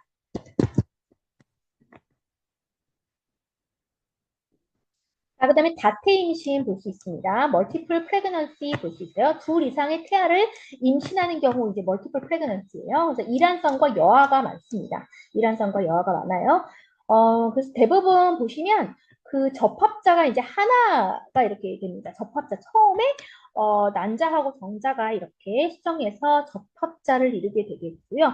이 접합자가 초기에 이렇게 분화가 되면 태반이라든지 양막 그리고 육모막 이런 것들이 다 두 개로 이게 성숙해서 분리가 될 수 있습니다. 그래서 태반 두 개, 육모막 두 개, 양막 두 개 해서 양막을 싸고 있는 막이 이제 육모막이 되겠는데요. 이런 것들이 다 두 개씩으로 해서 굉장히 많이 세분화될 수 있습니다. 그렇지만 뒤로 갈수록 뒤에서 분화되는 경우에는 대부분 한 가지를 쉐어하는 경우들이 많아요. 비번만 봐도 좀 시기적으로 좀 늦게 분화하는 경우에는 태반 한 개를 가지고 나눠서 쌍둥이가 쉐어해드린 경우들도 있습니다. 그래서 육모막 한 개, 그리고 양막 두 개, 오로지 두 개인 건 양막 두 개인 경우, 그리고 뒤로 갈수록 뭐 일주일 뒤에 이 접합자가 이제 분화되는 경우에는 태반 한 개, 육모막 한 개, 양막 한 개,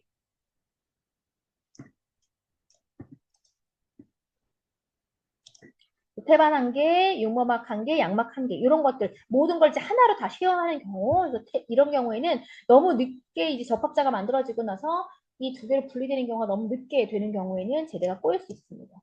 그래서 이렇게 발생되는 경우가 이제 보통 다태 임신. 다태 임신이 이제 요게 이제 우리가 그 일란성인 경우에는 이렇게 되는 거고요. 이란성은 뭐냐면 그달에 이제 난자가 두 개가 나온 거예요. 난자가 두 개가 나오고 정자가 각기 이렇게 수정이 되는 경우 이런 경우가 이제 이란성인 것이고 이런 경우는 뭐 이렇게 판단할 것도 아니죠. 다 두 개씩입니다. 모든 게 다 두 개씩이에요. 이란성인 경우. 이제 일란성인 경우에는 이제 이렇게 A, B, C 이런 경우 이제 일란성인데요. 우리가 이제 일란성을 많이 보는 이유는 뭡니까? 그래서 이건 인공수정을 많이 하기 때문에 일란성을 많이 볼 수 있다라는 거죠. 근데 이제 여기서는 이제 일란성 상태 임신의 발생을 이런 경우의 수를 볼 수 있겠습니다. 근데 우리가 이제 A번보다 C, B, C로 갈수록 좀 트윈 신드롬이라고 해가지고 한 아이가 좀 더 많이 혈액을 가지고 더 많이 산소와 더 많은 영양분을 더 커지고 다른 아이는 점점 잘 못 크고 하는 경우들이 생길 수 있는 확률이 높겠죠. 다태 임신의 문제점이 이제 조금 국시에 나올 수 있습니다. 이거는 뭐냐면 일단은 미숙합니다. 왜냐면 아이들이 쌍태아, 3태아, 4태아인 경우에는 임신 기간이 어때요? 점점 짧아지겠죠. 아이가 많으면 많을수록 뱃속이 많을수록 임신 기간이 좀 짧아집니다. 그래서 간호조지를 보시면 활동을 좀 제한해 주셔야 되겠고요. 자간전증을 보시면 자간전증은 모든 쌍태아의 이제 20%. 그래서 근데 여러분 이제 뭐 간혹 이제 일반인 분들이 뭐라고 하시냐면 아이를 낳는데 정말 한 번에 뭐 쌍둥이 낳고 싶어요 이렇게 하시는데 확실히 쌍둥이를 낳게 되면 인부에게도 부담이고 태아에게도 부담이고 사실은 이런 그 합병증도 굉장히 많습니다. 자간전증 나타날 수 있고요. 압박 증상이라고 해서 자궁 크기가 너무 크다 보니까 양수 과다도 10배나 높아요. 그래서 너무 힘들고 누워있기도 힘들고 앉아있기도 힘들고 뭐 어떻게 할지 할 바를 모르겠다 할 정도로 굉장히 힘들어하시고 빈혈 나타날 수 있고요.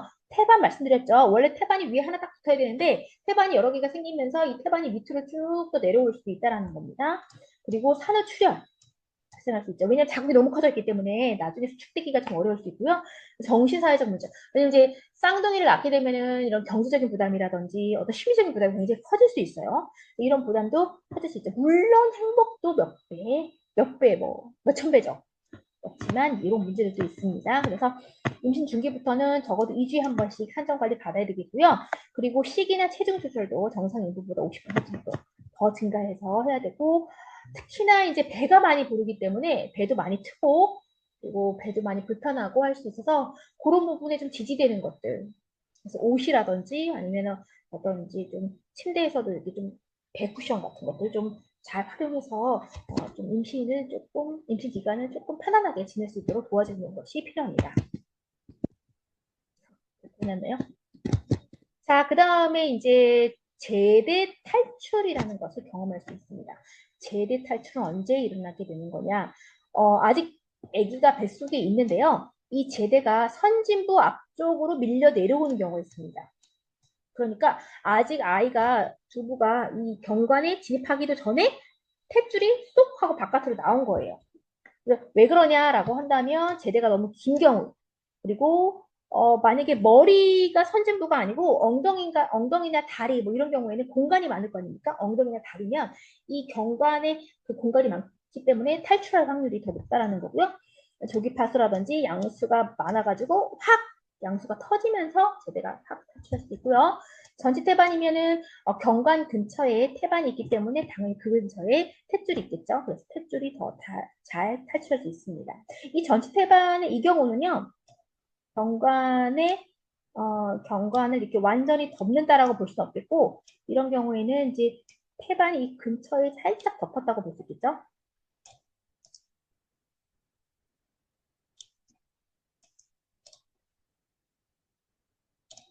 살짝 덮어가지고 여기 이제 탯줄이 이렇게 있을 경우 쏙 빠져나올 수 있다는 거고요. 아두골반 불균형으로 인해서 공간이 있을 경우에 제대 탈출의 위험이 높습니다.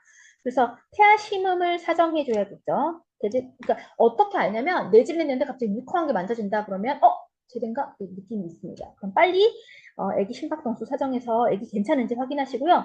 엉덩이를 들어주는 자세, 그러니까 제대가 더 많이 탈출하지 않게끔 엉덩이 들어주는 자세에 취해 주도록 합니다. 제대가 건조되지 않게 아예 바깥으로 탈출했을 경우에 생리식임수에 거즈 이렇게 물 묻혀가지고 덮어줘야 되는 거고요. 이런 경우엔 즉시 분만이나 시색 해주셔야 돼요. 럽처 오브 멤브레인, 즉 파막이 되었는데 좀 조기에 파막이 됐다는 얘기입니다. 이 얘기는 즉슨 뭐냐면 분만이 시작되기 전에 양수가 터진 상황이에요. 그래서 가만히 있는데 기침을 하는데 다리에 이제 물이 흐르는 느낌을 받았다. 혹은 자고 있는데 갑자기 뭔가 툭 터지면서 지를 통해서 물이 나왔다. 이런 경우에는 우리가 PROM이라고 정의할 수 있겠습니다. PROM 말고 좀 비교되는 것이 무엇이냐면 SROM입니다. 이건 뭐냐면 스폰타니어스라고 하는 뜻인데요. 이것은 진통이 시작이 되고 나서 배가 아프면서 파막이 되는 경우, 그런 경우는 우리가 SROM이라고 합니다. 그래서 PROM, SROM 이 두 가지를 비교해서 알고 계시면 좋겠습니다.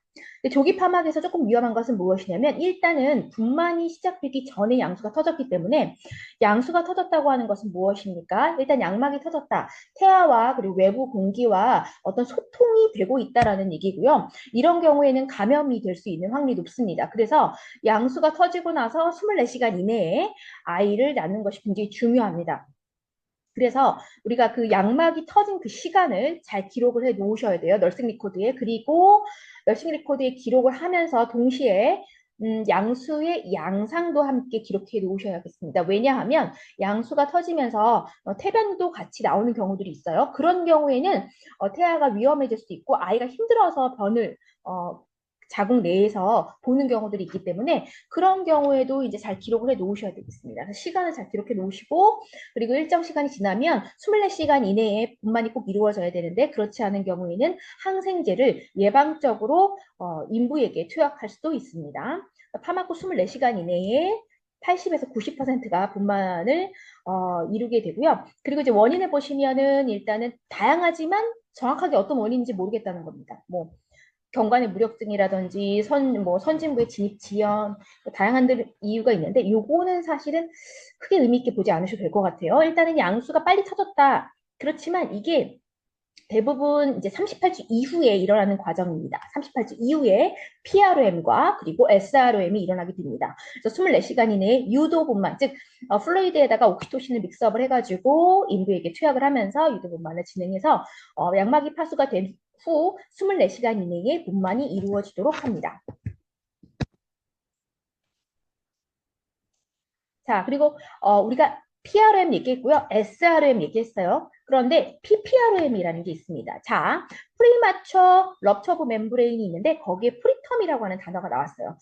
PROM과 SROM은 둘 다 38주 이후에요. 38주 이후에. 그러니까 아이를 낳아도 되는 시기에 양수가 터진 겁니다. 그렇지만 임신 37주 이전, 그러니까 조산인 거죠. 이때 양수가 터지는 경우를 우리가 PPRM이라고 합니다. 육모 양막염 그리고 자궁 내막염의 발생 빈도가 굉장히 높습니다. 왜냐하면 너무 일찍 양막이 파수가 됐기 때문에 이런 경우에는 대부분 분만을 좀 지연시킵니다. 왜냐하면 되도록 뱃속에 있는 것이 태아의 성장을 위해서 안전을 위해서 조금 더 좋기 때문에 그런 경우에는 유지를 한단 말이죠. 그러면은 사실 그 뱃속에서 아이는 외부 환경과 소통이 되는 바람에 감염의 확률이 높아요. 그래서 감염 발생 빈도가 높다라는 거고, 그리고 양수가 줄줄줄 새니까 어때요?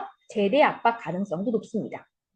원인을 보면은 잘 모르겠지만 일단은 국소적 감염이 상행해서 태아막, 그러니까 양막이 좀 약해져서 터진 것 같아 라고 이야기를 합니다. 간헐증지를 보시면 우리가 그 나이트라진 테스트를 합니다. 그래서 종이, 노란색 종이를 그 콜록콜록 하시면서 시키면서 우리가 질 점막에다가 이렇게 댑니다. 대부분 그 콜록콜록 하면은 리키즈가 됩니다. 근데 양수가 퐁퐁퐁 나와요. 그럴 때 거기다가 이 나이트라진 테스트를 딱 해보면 종이를 딱 대보면 색깔이 청록색으로 변하게 됩니다. 그러면 원래 분비물의 그 산도는 약간 액시득합니다만 양수는 어때요? 알칼리화 되어 있습니다. 그래서 양수 퐁퐁퐁 나오면서 그 pH 변화 때문에 색깔 변화가 있어요. 그래서 그걸 판단하거나 아니면 페탈 파이브로넥틴이라고 하는 검사를 하게 됩니다.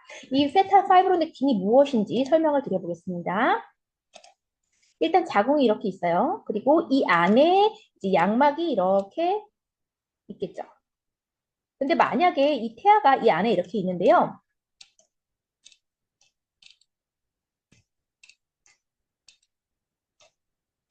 태아가 이제 바깥으로 나오려고 합니다. 조산이 이루어지게 된다고 가정을 해봅시다. 그러면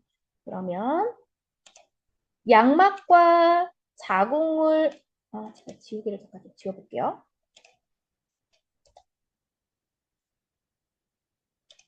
양막과 자궁을 이렇게 붙여주었던 글루 성분이 있습니다. 그러니까 원래는 이 양막과 자궁 내 사이에 이렇게 글루 성분이 있어가지고 딱 붙어 있단 말이죠. 그런데 만약에 조산이 이루어지게 되면 이 안에서 있던 이 르티드 성분이 글루 성분이 바깥으로 새어 나와요. 이걸 우리가 무엇이라고 하냐면 파이브로넥틴입니다. 그래서 페탈 파이브로넥틴이 나왔다, 많이 나온다라고 하면 조산의 징후가 보입니다라고 설명할 수가 있겠습니다. 그래서 파이브로넥틴은 다른 말로 이렇게 글루라고 하는 별명을 가지고 있어요. 그래서 페이탈 파이브로넥틴은 이것도 질 분비물 검사입니다. 이걸 통해서 이제 어떤 만삭전에 족이 파막이 되었는지 아니면 조산이 이루어지려고 하는 건지를 판단할 수 있겠습니다.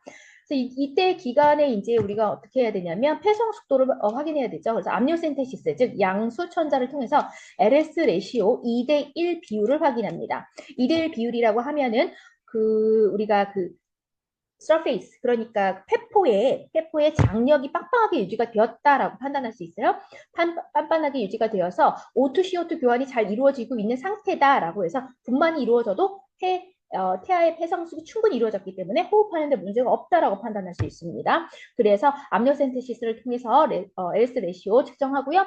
감염이 있는지 없는지 혈액 검사를 통해서도 가능합니다.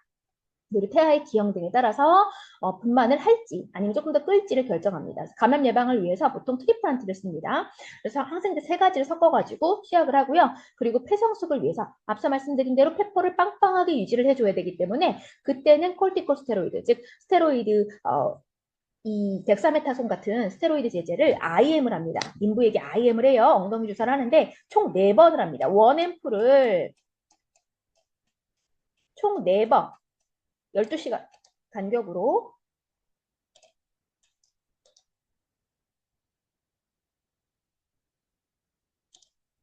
총 4번 12시간 간격으로 하면은 이제 원 사이클이 끝납니다. 더 이상 추가적으로 투약하진 않아요. 그러니까 예를 들면 오늘 아침 9시, 오늘 저녁 9시, 내일 아침 9시, 내일 저녁 9시 이렇게 총 4번을 투약을 해서 한 사이클이 끝나면 그냥 그대로 쭉 유지하면 됩니다. 또 추가적으로 콜티코스테로이드를 덱사메타손을 또 엉덩이 주사 할 이유는 없어요. 원 사이클이면 그냥 끝나고 그냥 피니시된 상태로 유지합니다. 자, 그런데 이제 양수 과다증이라고 하는 것이 있을 수 있어요. 우리가 AFI를 앞서서 이제 설명을 드렸는데요. 이 AFI에서 24cm 이상, 즉 2000ml 이상 뱃속의 양수로 측정이 된다면 양수 과다증이라고 판단할 수 있겠습니다. 정확한 원인은 알 수 없어요. 하지만 제가 양수는 뭐라고 그랬어요? 아이가 먹고 그리고 싸는 거에 의해서 싼다는 표현도 뭐 그렇죠. 그러니까 먹고 소변을 보면은 그게 양수를 유지하게 일정의 그 양수를 유지하게 만듭니다. 그러니까 아이가 소변을 많이 보는데 먹질 않아요. 그럼 양수가 많아지겠죠. 그런 경우 자 태아의 식도나 위장관계 계통의 폐쇄가 됐을 경우, 그러니까 소변을 많이 보는데 먹질 않는 경우예요. 그런 경우에는 이제 양수 과다증으로 판단될 수 있겠죠. 근데 이게 무엇이 문제겠습니까? 무엇이 문제냐? 배가 너무 빵빵하게 부르니까는 유산이나 조산의 가능성이 있고요. 그리고 아이가 물이 많으니까 헤엄칠 공간이 많으니까 어때요? 자세가 많이 바뀌겠죠. 그래서 비정상적인 태위, 워낙에는 선진부가 밑에 내려가 있어야 되는데 ong덩이가 밑에 내려가 있다든지 비정상적인 태위가 많이 있을 수 있겠습니다. 그리고 조기 파스될 수 있고요. 조기 파스되면서 어때요? 제대가 훅 탈출할 수 있습니다. 그리고 출산 후에 자궁이 너무 커져 있기 때문에 수축하는데 어려움을 겪을 수 있습니다. 그래서 출산 후에 이완성 산후출혈의 가능성을 보이기도 합니다. 그래서 지속적으로 양수량을 초음파를 통해서 사정을 해야 되겠고요. 그리고 혹시 과거력이 있는지 아니면 당뇨 같은 경우에도 그 양수 과다증을 보일 수 있기 때문에 인부나 태아의 어떤 기질적인 문제, 유전학적인 문제가 없는지를 판단하고 준비하시는 것이 필요하겠습니다. 반대로 양수 과소증이 있을 수 있어요. AFI가 5cm 미만입니다. 그래서 앞서서 양수 과다증은 2리터 이상인 경우, 양수가 2리터 이상인 경우를 우리가 양수 과다증이라고 하는데요. 양수 과소증은 500ml 미만인 경우 양수 과소증이라고 할 수 있겠습니다. 자, 양수 과다증은 어때요? 아이가 못 삼키고 안 삼키는 거죠. 자, 그러면 양수 과소증은 아이가 소변을 보지 않는 경우, 태아가 소변을 보지 않는 경우가 이제 양수 과소증을 발생시킬 수 있습니다. 그래서 태아의 요로 폐쇄 그리고 신장 결손증의 가능성이 있습니다. 그런 경우에 소변을 보지 않아서 양수 과소증을 진단받을 수 있어요. 두 개 중에 뭐가 위험하냐? 굳이 얘기를 한다면 양수 과습증이 조금 더 위험합니다. 왜냐하면 태아가 움직일 수 있는 인터스페이스가 너무 적기 때문에 그 안에서 아이가 힘들어할 수 있어요. 그래서 주수의 비율이 좀 작겠죠, 자궁이. 그리고 제대 압박의 위험과 그리고 태아 질식 가능성이 있습니다. 우리가 태아 질식 가능성, 우리가 이걸 뭐라고 하냐면 페탈 디스트레스의 가능성이 높다라고 판단할 수 있습니다. 간호 중재를 보시면 양막 내에 수액을 주입할 수 있다. 어떻게 하냐면 우리가 그 0.9% 노말셀라인을 조금 워밍을 합니다. 좀 따뜻하게 해서 그걸 가지고 자궁에다가 이제 그 양수가 터졌으면은 그 지를 통해서 넣을 수 있고요. 아니면 양막이 그대로 온전히 있다라고 하면은 우리 양수천자 하는 것처럼 이를 통해서 양수를 보충해 줄 수 있습니다. 하지만 이것도 일시적인 방법이고 아이가 너무 힘들어해서 잠깐 이렇게 좀 공간을 마련해 주는 거지만 이게 아이가 만약에 계속 태아가 계속 그 어떤 그 비뇨계통이라든지 신장의 결손증이 있다면 계속 소변을 보지 않아요. 그러면 다시 양수는 줄게 됩니다. 그러니까 양수 과소증이 또 발생할 수 있다라는 거예요. 자, 그 다음에 이제 분만으로 넘어가 보도록 하겠습니다. 분만의 절대적인 요소 5가지 OP가 있습니다. 패신저. 그러니까 태아와 양막도 나왔죠. 그리고 태반, 탯줄 이런 것들이 부속물이 되겠습니다. 그래서 어떤 것들이 통과를 하느냐, 그리고 산도, 질을 통해서 나오죠. 그래서 산도가 있고요. 골산도가 있고 질산도가 있어요. 그러니까 골반을 통해서, 그리고 질을 통해서 바깥으로 나가기 때문에 산도 있고요. 그리고 파워. 자궁 수축에 의해서 이제 아이가 나가려고 하는 파워 있고요. 그리고 자세에 따라서 그렇죠. 절대적인 요소가 필요하겠죠. 누워있는 것보다는 앉아있는 자세가 더 도움이 되리라 생각합니다. 그리고 난 할 수 있다. 나 잘 나올 수 있다. 순산할 수 있다라고 판단하는 사이콜로직 리스폰스. 이렇게 5가지가 분만의 절대적인 요소가 되겠습니다. 우리가 이제 골반에 입구가 있고요. 그리고 중골반이 있고 골반 추구가 있습니다. 각각의 센티미터를 다 외워야 되느냐, 그리고 각각의 그 명칭을 다 외워야 되느냐는 질문에 다 외우면 물론 좋겠죠. 다 외우면은 국시에 100% 만프로 준비가 가능하겠지만 우리가 이제 어떤 선택과 집중을 해야 되는 시기가 있습니다. 그러면 이것을 다 외울 수가 없어요. 꼭 중요한 부분의 파트 하나하나를 외워야 하는데 이것도 사실 쉽지 않습니다. 일단은 태아가 진입을 하는데 가능하느냐라는 것을 판단하기 위해서 골반 입구에서 삼가적 결합선이 중요할 수 있겠습니다. 삼가적 결합선을 보시면 자, 치골결합의 내면, 중간, 우리가 치골결합의 중간 부분부터 청골각, 그러니까 청골이 안쪽으로 움푹 들어와 있는 그 부분까지 길이를 재는 겁니다. 10cm예요. 이것이 조금 돼야지, 이거보다 좁으면 어때요? 아이가 아예 골반 내로 진입을 하지 못합니다. 그래서 상가적 결합선이 골반 입구에서는 조금 더 의미 있겠다라고 할 수 있겠습니다. 그 정도만 이해를 하시고 넘기도록 하겠습니다. 그럼 중골반에서, 자, 그나마 나올 수 있는 문제가 이제 횡경선, 즉 좌골극 간경선이라고 하는 골반강, 그러니까 중골반에서의 그런 좌골극 간경선, 즉 횡경선이 그나마 문제에 나올 수 있습니다. 이것은 무엇이냐면 여러분, 이 골반에서요, 중골반에서 이 안쪽으로 가장 움푹 들어와 있는 부분이 있습니다. 이렇게 안쪽으로 가장 움푹 들어와 있는 부분이 있어요. 이 부분의 길이, 요 길이,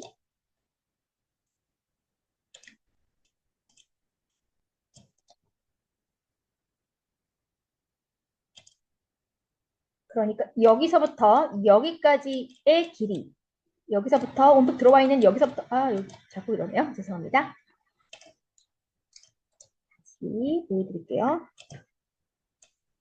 여기서부터 여기까지 길이 이게 10cm는 돼야 된다는 얘기예요. 그래서 이걸 좌골극간 직경이라고 합니다. 중골반에서 얻은 횡경선인데요. 골반강에서 가장 흡수하겠죠. 안쪽으로 움푹 들어가 있으니까 좌골극이. 그래서 9.5cm 이하다 그러면 난산이고요. 8cm 이하다라고 하면은 제왕절개를 해야 됩니다. 기본적으로 10cm는 유지가 돼야지 태아를 바깥으로 내보낼 수 있다라고 하는 거예요. 그리고 이것이 또 의미가 있는 것은 무엇이냐면 우리가 스테이션이라고 있습니다. 태아의 하강 정도를 나타내는 것인데요. 이 좌골극을 기준으로 우리가 스테이션 제로라고 합니다. 이것을 기준으로 제로라고 하고 요거보다 1cm 위는 마이너스 1, 2cm 위는 마이너스 2, 3cm는 마이너스 3 이렇게 표현을 합니다. 그리고 우리가 그 좌골극 간경선을 기준으로 1cm 내려왔을 때, 2cm 내려왔을 때 3cm 바깥에서 이제 어피어링을 하는 경우, 그런 경우에는 우리가 플러스 3이라고 표현을 하죠. 이게 중요합니다. 그래서 이걸 기준으로 하는 것은 좌골극 간경선을 가장 중요하게 봅니다. 이걸 기준으로 해요. 그래서 의미 있게 보는 거고요. 자, 이제 분만 1기 들어갑니다. 자, 분만 1기, 2기, 3기가 있습니다. 분만 1기, 2기, 3기예요. 자, 분만 1기. 자, 분만 1기는 우리가 자궁 경부가 꽉 닫혀 있어요. 이렇게 꽉 닫혀 있습니다. 원래는요. 근데 이제 얘가 점점 열리면서 10cm라고 하는 것이 열리면 10cm가 열리면 자궁 경부 개대가 다 되었다. 100%다라고 이야기할 수 있습니다. 하나도 안 열린 것부터 10cm까지 열렸을 때를 우리가 분만 1기라고 해요. 자, 0에서부터 개대가 10cm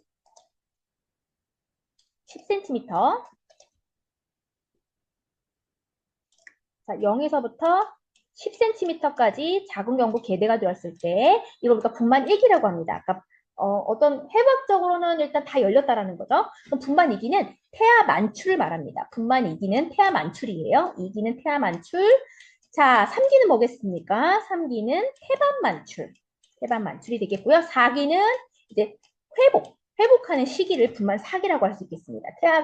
이제 태아도 나가고 태반도 나가고 그리고 나서 회복하는 기간 이걸 분만 4기라고 할 수 있습니다. 자, 분만 1기는 그 안에서 또 나눠집니다. 어떻게 나눠지냐면 잠재기, 활동기, 이행기입니다. 요것 또한 자궁경부 개대를 기준으로 하고 있어요. 그래서 0에서 3cm 열렸을 때를 우리가 잠재기라고 하고요. 그리고 4에서 7cm 열렸을 경우 우리가 활동기라고 하고 8에서 10cm 열렸을 경우 우리가 이행기라고 합니다.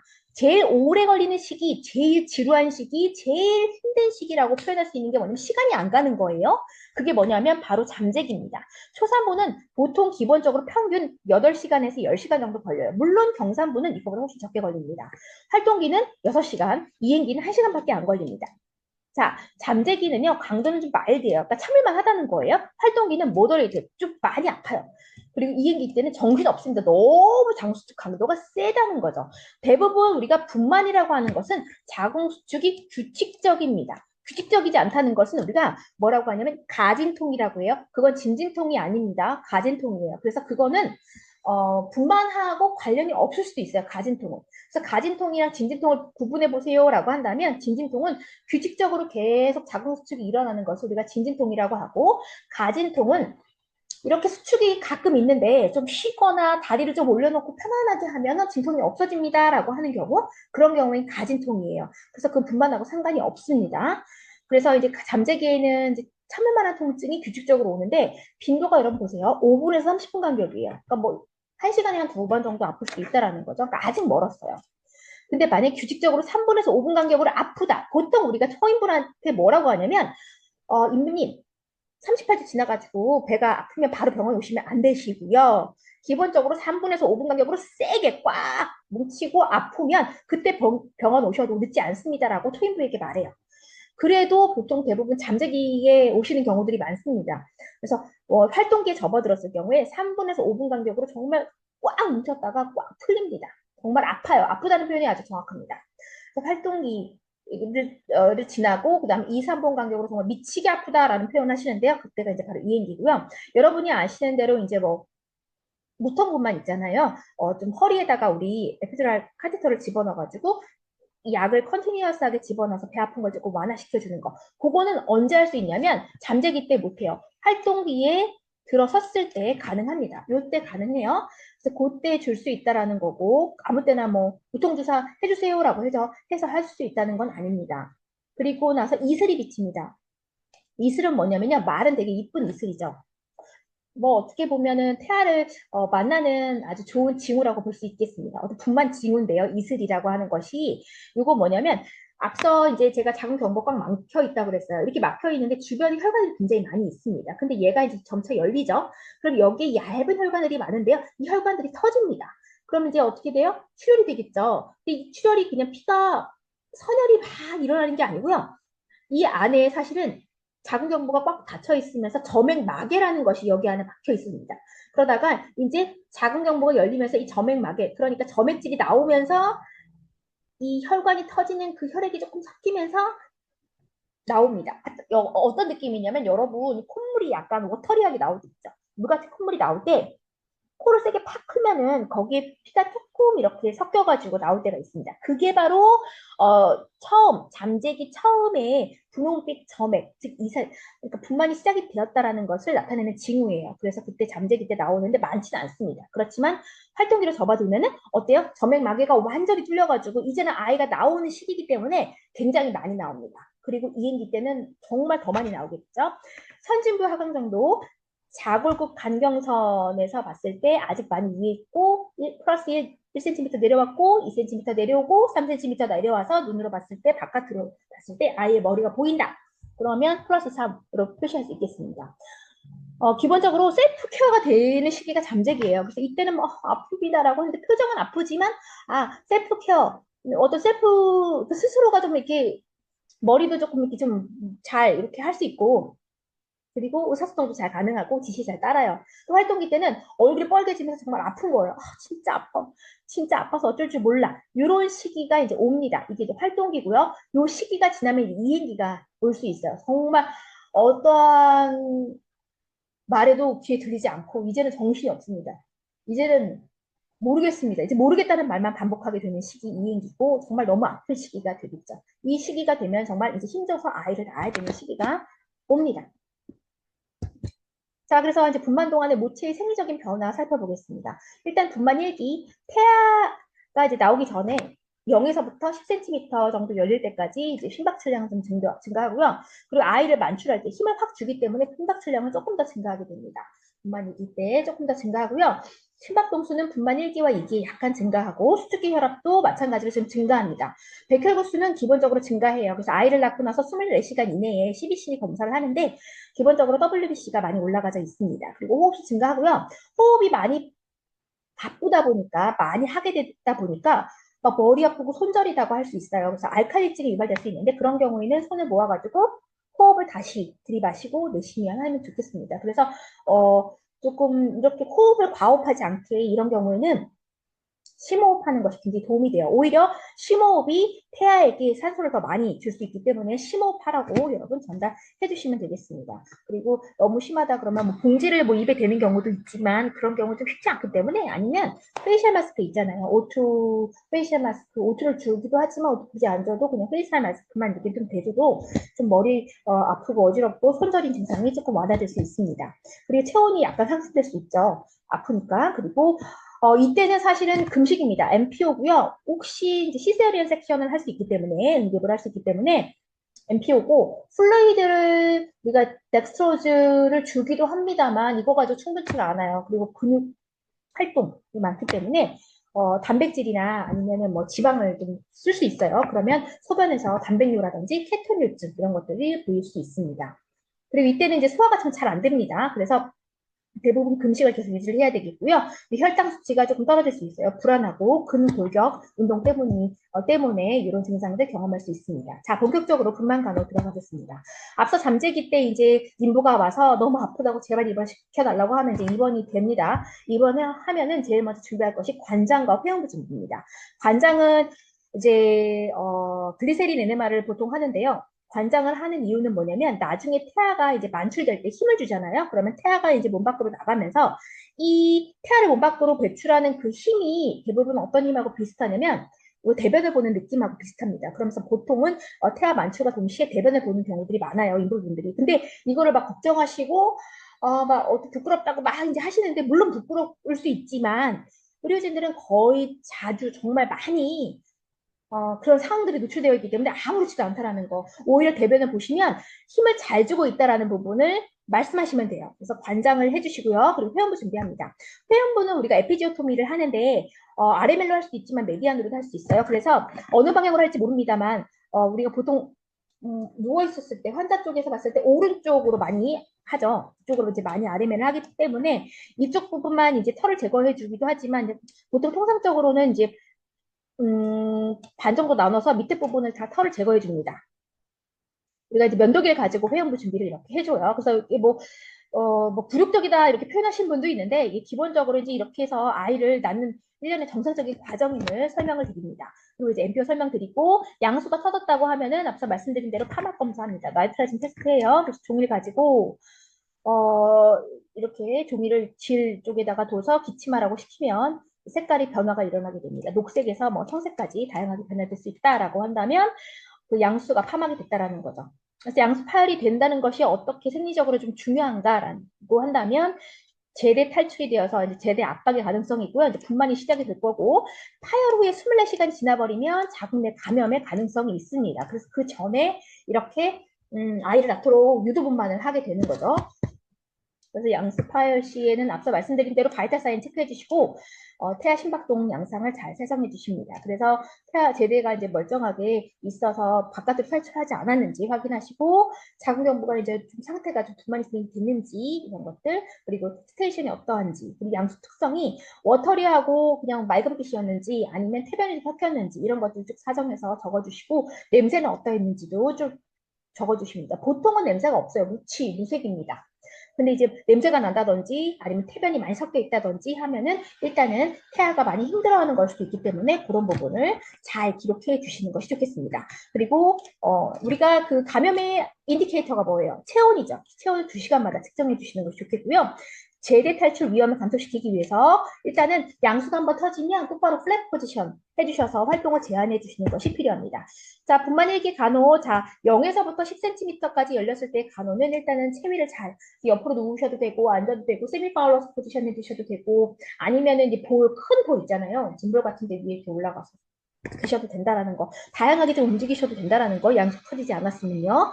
통증을 좀 완화해 주셔야 되고 그리고 불편감 완화를 위해서 호흡법. 코로 들이쉬고 입으로 내쉬는 방법.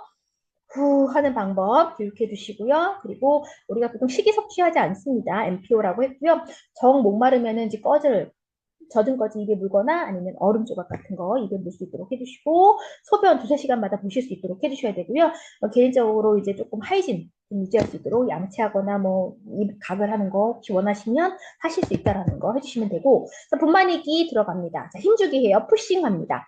양쪽 다리를 잡고, 자, 얼굴에 힘주는 게 아니고 배꼽을 쳐다보면서 자궁수축이 있을 때에 대변을 보듯이 지그시 밀어냅니다. 그러면 태아도 나가게 됩니다. 태아가 쭉 나가게 돼요. 이거 푸싱 방법입니다. 보통 이제 보호자분이 이렇게 도와주시면서 같이 푸싱을 합니다.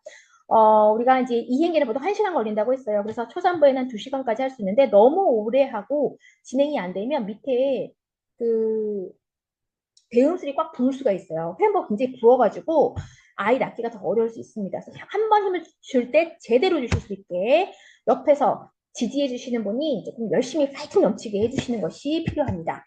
그래서 회음 절개 하죠. 그래서 리도케인을 일단 마취하시고요. 마취하신 다음에 메디안으로 넣을 수 있고 이렇게 라테랄로 회음 절개 할 수 있겠습니다. 자, 산모 측의 입장에서는 메디안으로 주는 게 좋고요. RML로 하면은 의료진 입장에서는 이게 편하긴 합니다. 왜냐면은 이제 만약에 메디안으로 뒀다가 아기가 생각보다 되게 컸다 그러면 이제 항문까지 라서레이션 될 수 있습니다. 그래서 우리가 이렇게 보통 많이 하는데 이렇게 되면은 사실은 그러니까 산부가 나중에 회복할 때 똑바로 앉거나 막 이럴 때 좀 힘들어요. 이쪽 부분이 땡기거든요. 메디안으로 하는 게 좋긴 하지만 네, 하지만 아기가 너무 크면은 더 많은 합병증이 일어날 수 있기 때문에 그 상황에 따라서 합니다. 그래서 정중성 회음 절개법이 있고요. 그리고 정사경 회음 절개법, RML 방법이 있습니다. 정중선은 종합이 용이에요. 굉장히 빨리 꼬맬 수 있고, 그리고 안쪽으로 깊숙이 들어가 있는 부분을 꼬맸기 때문에 똑바로 앉아 있거나 활동하는데 전혀 어려움이 없어요. 그래서 회복이 빨리 돼요. 그렇지만 항문 괄약근이라든지 직장 손상의 가능성이 있어요. 생각을 아이가 너무 크다 그러면 더 확 밑으로 조금 라서레이션 될 수 있습니다. 정사경 방법은 출혈이 많아요. 치유가 잘 안 됩니다. 통증이 좀 심해요. 대신 항문이라든지 직장의 손상의 가능성이 적죠. 그래서 보통은 정사경으로 많이 하고요. 우리나라에서는 이제 대부분이 거의 100이면 10명이면 10명의 출산을 한다면 10번 정도 다 회음절개를 합니다만 유럽 같은 경우에는 회음절개 하지 않고 그냥 자연주의법으로 그냥 회음절개 하지 않고 쭉 아이를 낳고 중간에 조금 찢어진 부분이 있으면 그 부분만 슈처하는 방법을 쓰기도 합니다. 자, 분만 짓고 신생아 간호합니다. 자, 제일 먼저 아프가 스코어링 합니다. 그쵸? 그래서 우리가 10점 만점 중에 이제 1분 아프가 스코어링, 자, 5분 아프가 스코어링. 그러니까 점수를 일단은, 분만실 간호사가 이제 매깁니다. 그리고 헤드 다운 포지션을 해서 입안에 있던 것들이 구토물이 바깥으로 잘 나갈 수 있도록 해주시고요. 입안에 석션 해줍니다. 제대를 이제 간호해주죠. 요즘에 옛날에는 막 실크실로 꾹꾹 묶었었는데, 요즘에는 클립으로 꽉 묶고 그 위 1cm 위 부분을 가위로 싹둑 자릅니다. 투하터리 원베인. 투하터리 원베인 확인해 주시고요. 만약에 원하터리 원베인이면 의사에게 보고하고 그 다음에 인부 그러니까 산부님하고 남편분에게도 말해줍니다. 왜냐하면 원하터리 원베인 경우에는 심장의 선천적 질환의 가능성이 있기 때문에 그런 경우 좀 잘 살펴봐야 되고요. 체온 떨어지는 게 조금 급해요. 왜냐면 우리 여러분 샤워하고 물기 안 닦고 나서 이렇게 바깥으로 나오면 굉장히 춥잖아요. 아이도 마찬가지입니다. 체온 관리가 잘 안 돼요. 그래서 빨리 닦아주셔야 되고 그리고 눈에 에리트로마이신 0.5% 여러분 투약해 주셔야 되는 겁니다. 이제 우리 그 인질이라든지 이런 여러 가지 균형에 의해서 아이 눈이 되게 취약하기 때문에 거기에 이제 안약 넣어주시고 이름표 꼭 확인해 주셔야 되고요.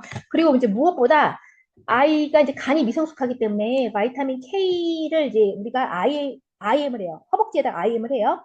이거는 이제 아이가 이제 간이 미성숙하기 때문에 혈액 응고가 잘 안 될 수 있습니다. 그래서 비타민 K를 투약해서 혈액 응고가 좀 잘 될 수 있게끔 도와줍니다. 그래서 우리가 보통 IM을 2개 해요. 바이타민 K 하나, 그리고 우리가 간염 예방접종 하나 이렇게 양쪽 허벅지에다가 놔줍니다. 왜 엉덩이 안 하나요? 엉덩이에는 우리가 이제 활동을 하고 움직이니까 엉덩이에 살이 붙으면서 거기 근육이 발달하는 거고 보통 아이가 태어나면 엉덩이가 토실토실하지 않아요. 엉덩이 되게 매끈합니다. 근육 조사하기가 어려워요. 그래서 보통 허벅지에다가 합니다. 조기 모아 상호 작용 증진한다. 그래서 보통은 빠르면 빠를수록 빨리 모유 수유를 하면은 모유 수유의 성공률이 굉장히 높다라고 알려져 있어요. 그래서 모유 수유를 되도록 가능한 한 빨리 아이 낳자마자 해주고 아니면 캥거루식 케어라고 해서 아이를 빨리 이렇게 깨끗하게 닦고 헤드 투터 이제니메이션 끝난 다음에 이 여성의 엄마의 가슴팍에다 아이를 딱 올려놓으면 아이가 울던 아이가 멈추면서 굉장히 편안해 한다라는 거죠. 그렇죠? 생명의 신비입니다. 그런 다음에 한 5분 정도 있으면 그 대부분 태아를 만출하고 나서 의사 선생님이 그 수혈을 시작합니다. 수혈하고 나서 갑자기 자궁이 뻥 올라와요. 그러면서 배가 한 번 더 살짝 아픕니다. 그렇게 세게 아프진 않아요. 그런 경우에 이제 요 제대가 이제 밑으로 축 처집니다. 그러면 이제 한 번 더 힘을 주세요라고 하면은 이렇게 태반이 만출됩니다. 요건 이제 S로 나온 거고요. S 방향이 있고 N 방향이 있습니다. S는 이렇게 폐하면이고요. N 방향은 모체면입니다. 그러니까 아기가 이제 탯줄이 이렇게 있고요. 요 면으로 이렇게 뿅 나오는 경우 S고요. 만약에 자궁하고 붙어 있는 요 면으로 이렇게 울퉁불퉁한 부분을 나왔다 그러면 우리가 S 모드라고 합니다. 그래서 혹시 이렇게 나오고 나서 태반을 살펴보면서 중간에 탈락된 부분, 혹시 들러온 부분이 없는지를 살펴봅니다. 만약에 들러왔다고 한다면 자궁 초음파를 통해서 보면서 그 부분을 꼭 빼줘야 됩니다. 안 그러면 요 그 랩런트가 태반의 한 조직이 자궁에 붙어 있으면 계속 출혈의 원인이 될 수 있어요. 그렇기 때문에 그 부분 확인해 주시고 그리고 이제 메틸 에르고노빈 말레이트라고 해서 매덜진 장수축제 한 대 놔주시는데 문제는 IM 하시는 건데 만약에 고혈압이 있다라고 하면 요게 이제 혈압을 높일 수 있기 때문에 옥시토신을 플레이드 믹서 옆에서 좀 60와트로 쭉 틀어주시면 됩니다. 자, 자궁저부 마사지 해줘요. 그래서 자궁저부를 이렇게 마사지 해주면 자궁수축이 꽉 되면서 안에 있던 고여있던 혈액들이 바깥으로 나옵니다. 자궁 수축을 위한 약물 투여, 매달진 준다고 했는데요. 다른 것은 사치하더라도 자 매달진 고혈압 유발할 수 있다는 부분 그런 경우에는 옥시토신을 투여를 해야 된다는 거 그거 기억해 주시면 되겠고요. 모든 산부가 그러니까 아이를 낳으신 분 모두가 다 자궁수축제를 맞는다 생각하시면 됩니다. 하지만 고혈압이 있다라고 한다면 매달진을 주지 않고 옥시토신으로 대신 줄 수 있고 그렇게 준다라는 겁니다. 자, 앞서 말씀드린 대로 만약에 메디안으로 에피지오톰을 했는데 열상을 입었다라고 하면 우리가 열상을 어떻게 진단하냐면 1도, 피부가 조금 찢어지는 경우 아니면 회음체가 찢어진 경우 2도 열상, 3도 열상은 뭐예요? 항문 조임근까지 나간 경우 항문 조임근까지 나간 경우 3도고요. 4도는 뭐예요? 직장까지 나간 경우 자, 피부, 회음체, 항문 조임근, 직장 이렇게 해서 1도부터 4도까지 진행됩니다. 그래서 열상이 있는 경우 일단 꼬매주셔야 되고요. 그리고 이렇게 항문까지 열상을 입게 되면 회복 기간이 굉장히 길어져요. 그래서 굉장히 인도도 힘들고 산모님이 너무 힘들어요. 그렇기 때문에 자욕해주시면서 항생제 투약하면서 빨리 날 수 있도록. 자욕이 근데 여러분 정말 드라마틱하게 너무 효과가 좋아요. 자욕이 야 이렇게 자욕이 효과가 좋은가 싶을 정도로 자욕을 자주 해주시면 효과 좋고 옛날에는 히트램프라고 해가지고 열치료도 이렇게 치료도 해서 효과를 되게 많이 봅니다. 하여튼 좌욕이 굉장히 효과가 좋다라는 거고 요즘 좌욕기는 다 1인용이에요. 개인용으로 써가지고 좌욕기를 쓸 수 있는데 굉장히 잘 열심히 하셔야지 빨리 회복된다라는 부분 말씀해 주시면 좋겠습니다. 분만 사기는 이제 태반까지 다 나가고 회복됩니다. 그래서 활력 징후를 측정해 주셔야 되죠. 잘 측정해 주셔야 되고 자궁수축 잘 되고 있는지 혹은 자궁수축이 확 풀려가지고 출혈되지 않는지 이런 것들을 잘 관찰해 주셔야 됩니다. 그래서 안전과 격려, 출혈 예방해 주셔야 되고요. 그래서 아기 낳고 나서 보통 2시간까지를 분만 사기로 봅니다. 분만 사기로 봐요. 그래서 산모를 이제 보시고 나서 분만실에서 병동으로 이제 가게 됩니다. 병동으로 가게 돼요. 자, 그럼 이제 어떻게 회복이 되는지 보겠습니다. 일단은 자궁저부는 15분마다 측정을 해주셔야 돼요. 단단해야 됩니다. 그래서 보통 분만 직후에는 재화부, 그러니까 배꼽에서 2cm 아래에 있다가요. 1시간 후에 재화부로 상승해서 12시간쯤 이제 배꼽 부분에서 계속 단단하게 그 자궁저부가 만져집니다. 부드러울 때는 여러분 꼭 마사지를 해주시면은 딱딱하게 자궁수축이 단단하게 만져집니다. 근데 한쪽으로 막 치우쳐져 있다 그러면 소변이 혹시 안 빼줘서 그런가 하고 소변 보실 수 있도록 해주시고요. 오로라고 해서 이제 자궁각 내에 있던 혈액들이 계속 배출이 됩니다. 그래서 오로의 양상이 어떤지 처음에는 빨갛게 나오고 시간이 가면서 갈색, 백색으로 바뀌는데요. 계속 빨갛다. 갈색으로 바뀌었는데 다시 빨개진다. 이러면은 이 안에 어떤 자궁 안에 문제가 있을 수 있습니다. 안에 뭐 렘넌트가 있다든지 이런 문제가 있기 때문에 그런 경우 오로 확인해 주시고요. 회음부가 혹시 문제가 없는지 확인해 주세요. 그래서 회음부가 깨끗한지 많이 붓거나 색깔이 변하지 않았는지를 확인해 주십니다. 그래서 혈압을 또 잘 측정해 주셔야 됩니다. 그래서 혈압 뭐 보통은 이제 5분마다 15분마다 30분 1시간 이렇게 해서 정상적으로 잘 복귀가 되는지 맥박, 호흡, 체온 잘 확인해 주시고요. 소변도 이제 잘 보셔야 돼요. 아기 낳고 나서 그 여러분들께서 뭘 교육해 주셔야 되냐면 병동으로 올라간 다음에 이제 아기 낳고 나서 소변 보진 않을 거예요. 보통은 왜냐면 그 에피지오토미 하기 전에 소변을 우리가 이제 보통 그 넬라톤 한번 해주시거든요. 해주기 때문에 아기 낳고 나서 바로 소변 보지 않는데 병동에서 혹시 소변을 보시게 되면 그 소변 보고 나서 바로 말씀해 주세요라고 합니다. 병동에서 소변 보시면 그 소변 볼 시간 확인해 주셔야 돼요. 왜냐하면 너무 오래도록 소변 보고 싶은 느낌이 없을 수도 있거든요. 정상적으로 방광의 기능이 돌아가는지 확인해 주시고 그리고 그 우리가 소변 본 다음에 잔뇨량 측정하는 것이 있습니다. 잔뇨량이 있어서 혹시 방광의 기능, 소변을 봤다고 했는데도 방광이 꽉 차 있는 경우들이 있어요. 산부분들 중에서는. 그러면 그런 경우에는 방광의 기능이 제대로 돌아와 있지 않기 때문에 잔뇨량 측정해주고 안 되면은 다시 한번 넬라톤 이렇게 하면서 일상으로 회복될 수 있도록 도와줍니다. 패드 교환해 주시는데 여러분 앞쪽에서 뒤쪽으로 빼줘야 돼요. 간혹 뒤쪽에서 앞쪽으로 빼주면 항문에 있던 균이 우리 에피조토미 사이트 쪽으로 이렇게 밀려 들어와가지고 감염 일으킬 수 있어요. 그래서 항상 패드는 앞쪽에서 뒤쪽으로 빼줘야 된다라는 부분 말씀해 주시고요. 산후통은 초산보다 경산부가 심하다라는 부분. 왜냐하면 자궁이 초산부보다 경산부가 더 많이 커져 있거든요. 수축하는 더 많은 에너지가 있어서 굉장히 아파요. 그래서 그렇게 아픈 경우에는 참지 마시고 진통제 맞으셔도 돼요. 그래서 진통제 맞고 그리고 아니면 대부분 이제 식사하실 수 있기 때문에 아기 정상분만 하시면 바로 식사 가능하시거든요. 회복실에서 나와서 병동으로 올라가면 그러면 그런 경우에 보통 먹는 약, 진통제하고 항생제 주게 되거든요. 그러면은 산후통이 좀 조절되기도 하는데, 근데 이제 그 모유 수유를 또 하게 되면 옥시토신 분비가 많이 되면서 배가 진짜 아픕니다. 그래서 보통은 모유 수유 하기 전에 진통제를 먹고 시작하는 경우들도 많이 있어요. 그래서 이제 회원부에 동통이 있다, 아프다 그러면 여기 얼음도 대주시면 조금 편안해지실 수 있어요. 흡수가 좀 잘 될 수 있고, 그리고 웬만하면 치과에 치료해 주시는 게 좋고요. 치질이 만약에 그 임신 기간 동안 생겼다라고 하면은 대부분 아기 낳고 조금 증상이 완화되기도 하지만 조금 더 심해지시는 분들은 이때 이제 치질 수술도 하실 수 있어요. 자, 이제 출산 후 산모의 적응 부분 진행을 해야 되는데요. 한번 살짝 끊고 가겠습니다.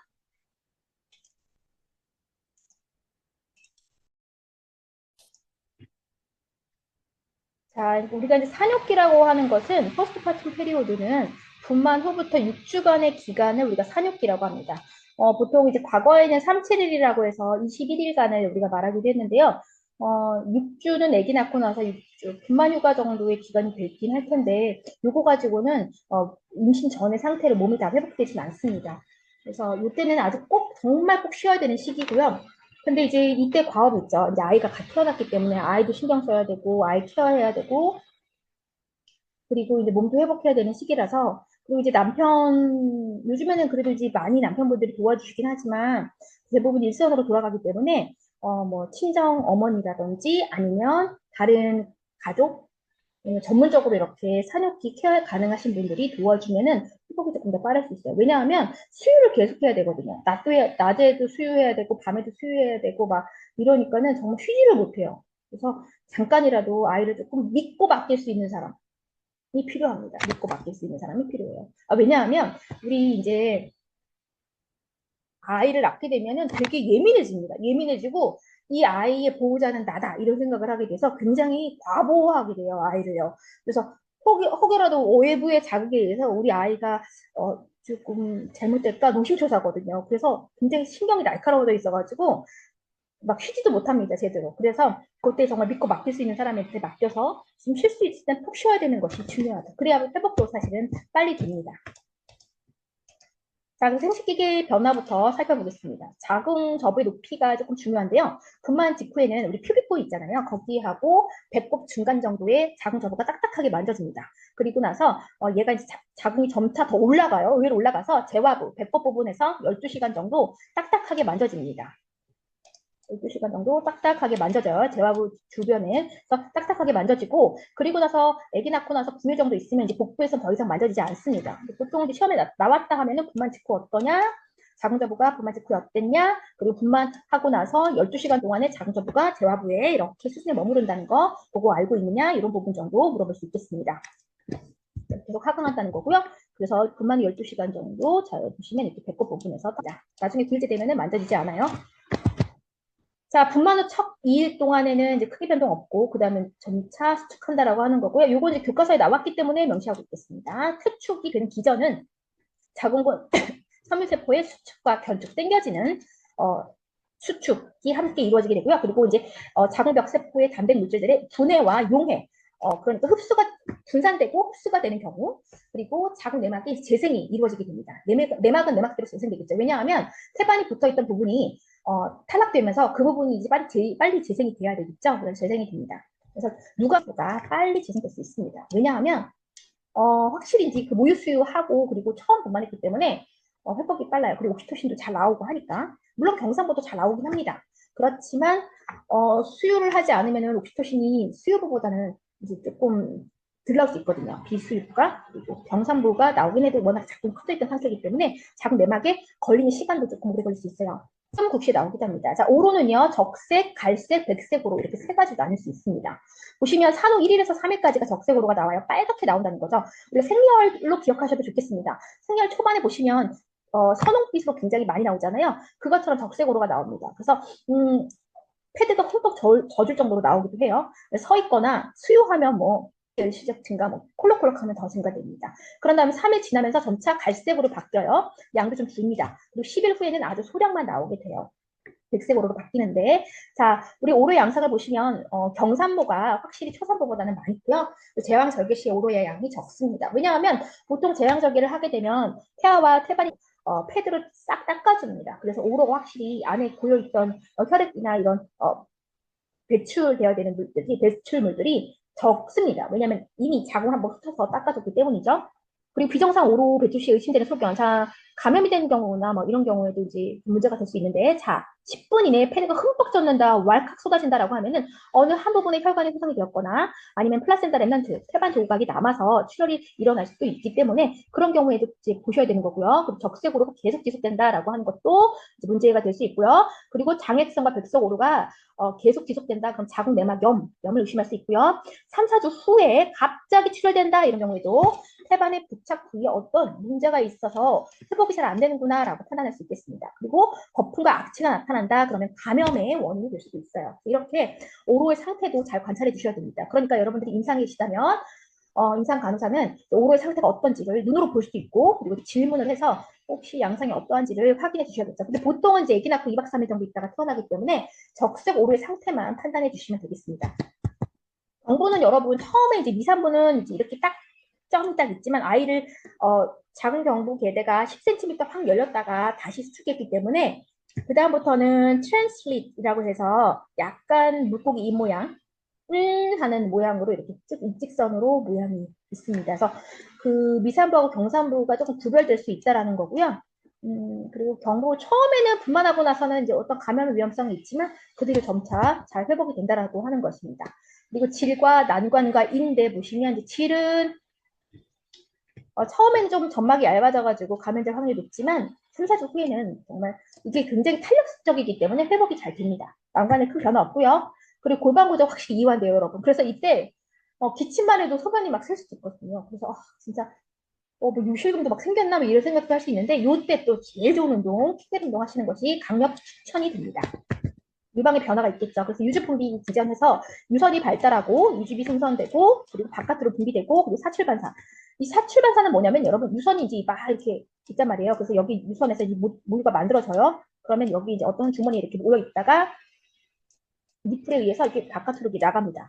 그래서 바깥에서 이제 이 시간에 보통 내가 수유를 할 시간이다. 그 아이 생각만 하면은 갑자기 모유가 퐁퐁퐁 나와요. 그래서 이제 가슴이 흠뻑 젖거나 이렇게 하거든요. 그래서 이제 사출 반사가 일어나게 되는 건데요. 이와 관련된 호르몬은 보시면 에스트로겐하고 프로게스테론 보시면 유관 발달이라든지 유관 소엽, 그래서 어떤 그 가슴선, 자 모유를 만들어내는 그 선에 발달을 이루게 됐고, 그리고 프로락틴을 보시면 유즙 생성에 이제 관여하고 있습니다. 그래서 아치니셀에 뭐 작용한다고 하였는데 유즙 생성에 관여하고 있고요. 요때는 어떻다고 했냐면 배란이 잘 안 돼요. 근데 이걸 100% 믿으면 안 됩니다. 그래서 보통 수유 때 배란이 안 된다 하던데 그걸 100% 믿었다가는 또 임신될 수 있습니다. 그래서 이때도 혹여라도 임신이 바로 되면은 여성의 몸에 되게 좋지 않아요. 왜냐하면 자궁이 회복되기 전에 바로 임신하는 좋지 않기 때문에 이때도 피임을 하셔야 된다는 거 알려주셔야 되고, 그리고 이제 옥시토신은 이제 프로락틴은 유즙 생성이고요. 그리고 옥시토신 유즙 분비입니다.